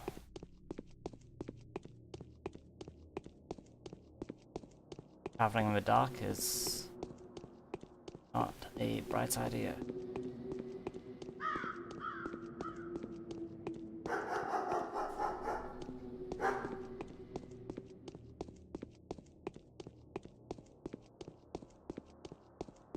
Well, it doesn't seem like there's any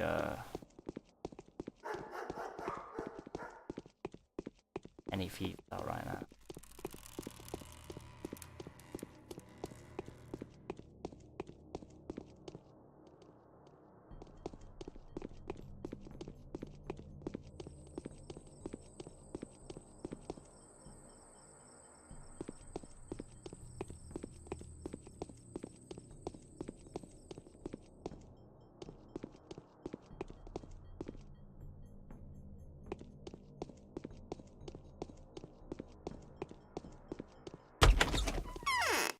There we go. Simon is dead. So, the town will meet its death at the same hand as Simon's. Theatre welcomes the distinguished audience at any time. There's a performance of the masks every evening, and the blood gets rinsed off every night. The rest of the time slots are filled with a puppet show. That's not all we have. Magic tricks, fortune telling, dream reading. Whoever has eyes, let them see. Is this a theatre? Rather small. True, this is a chamber theatre.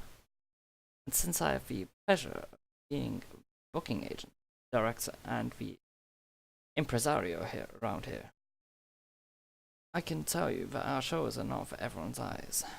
When's the next performance? That is for you to decide. You are a part of the lineup. The play script is not yet complete, you see. Everything depends on your actions. You won't have to wait long. When will the play script be approved? Your fate isn't bound yet. It will take time, effort, and of course, your direct participation. Come see us every evening. We'll show you how you're doing, bit by bit. You are too talkative, sir.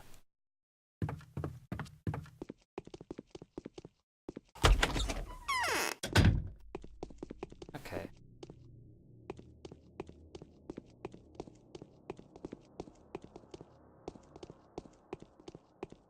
Well, I think that's all there is that needs to be done right now.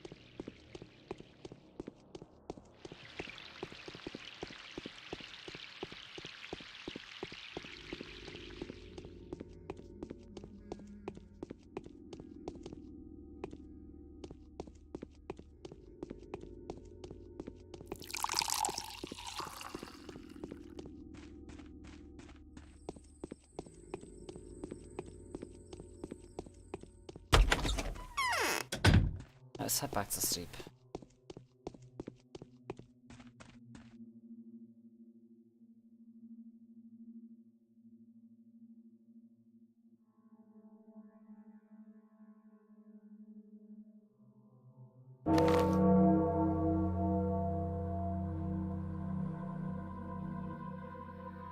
The day is over.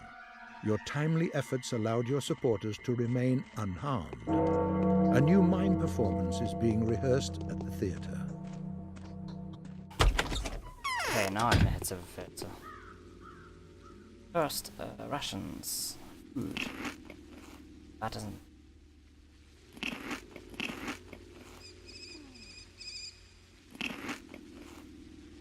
There we go.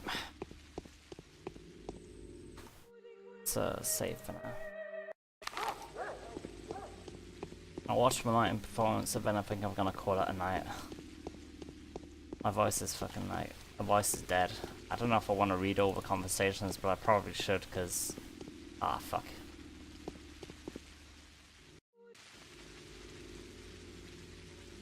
Yeah,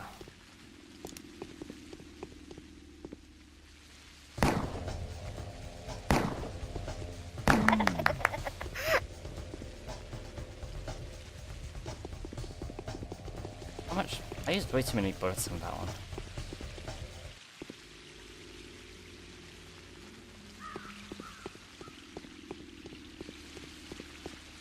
He was a thief. He would have killed me. They have a tendency to throw knives. So, you know, try to... Ah, here we go.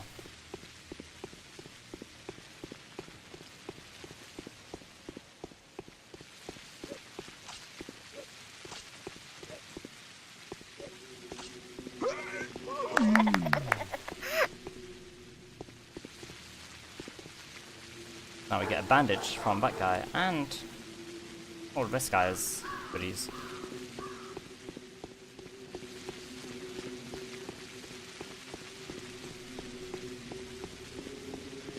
And it also increases my reputation.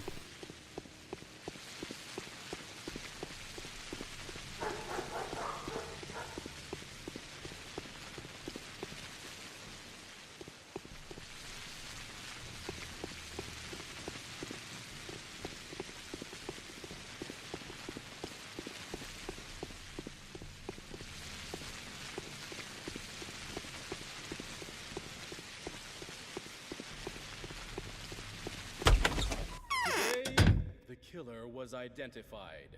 Its nature turned out to be completely unexpected. The enemy is found and named. It's called the Sand Pest.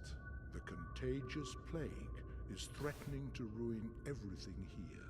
How can a killer like this be punished? How can a villain like this be struck? He can't. It's impossible. By pulling a knife on it, you'll just cut an innocent body. I think I should go. Nothing to be done here anyway. You should go. Go then. Wherever you please. Shoo!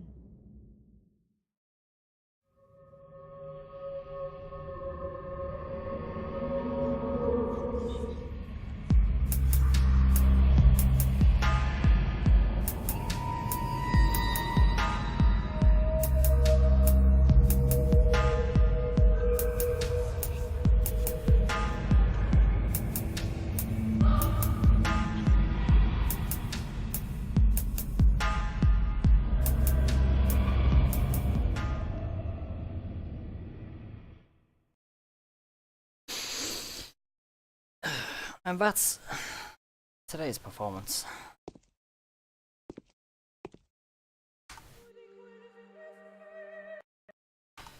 I shall call it a day there. Or a night even. How long have I been shooting for? 3.5 hours.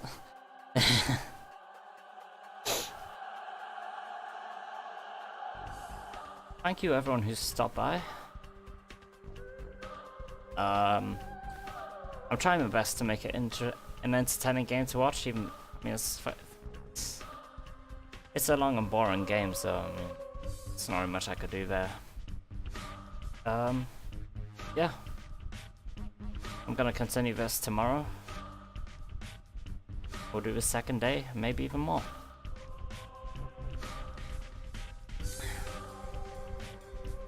Goodbye.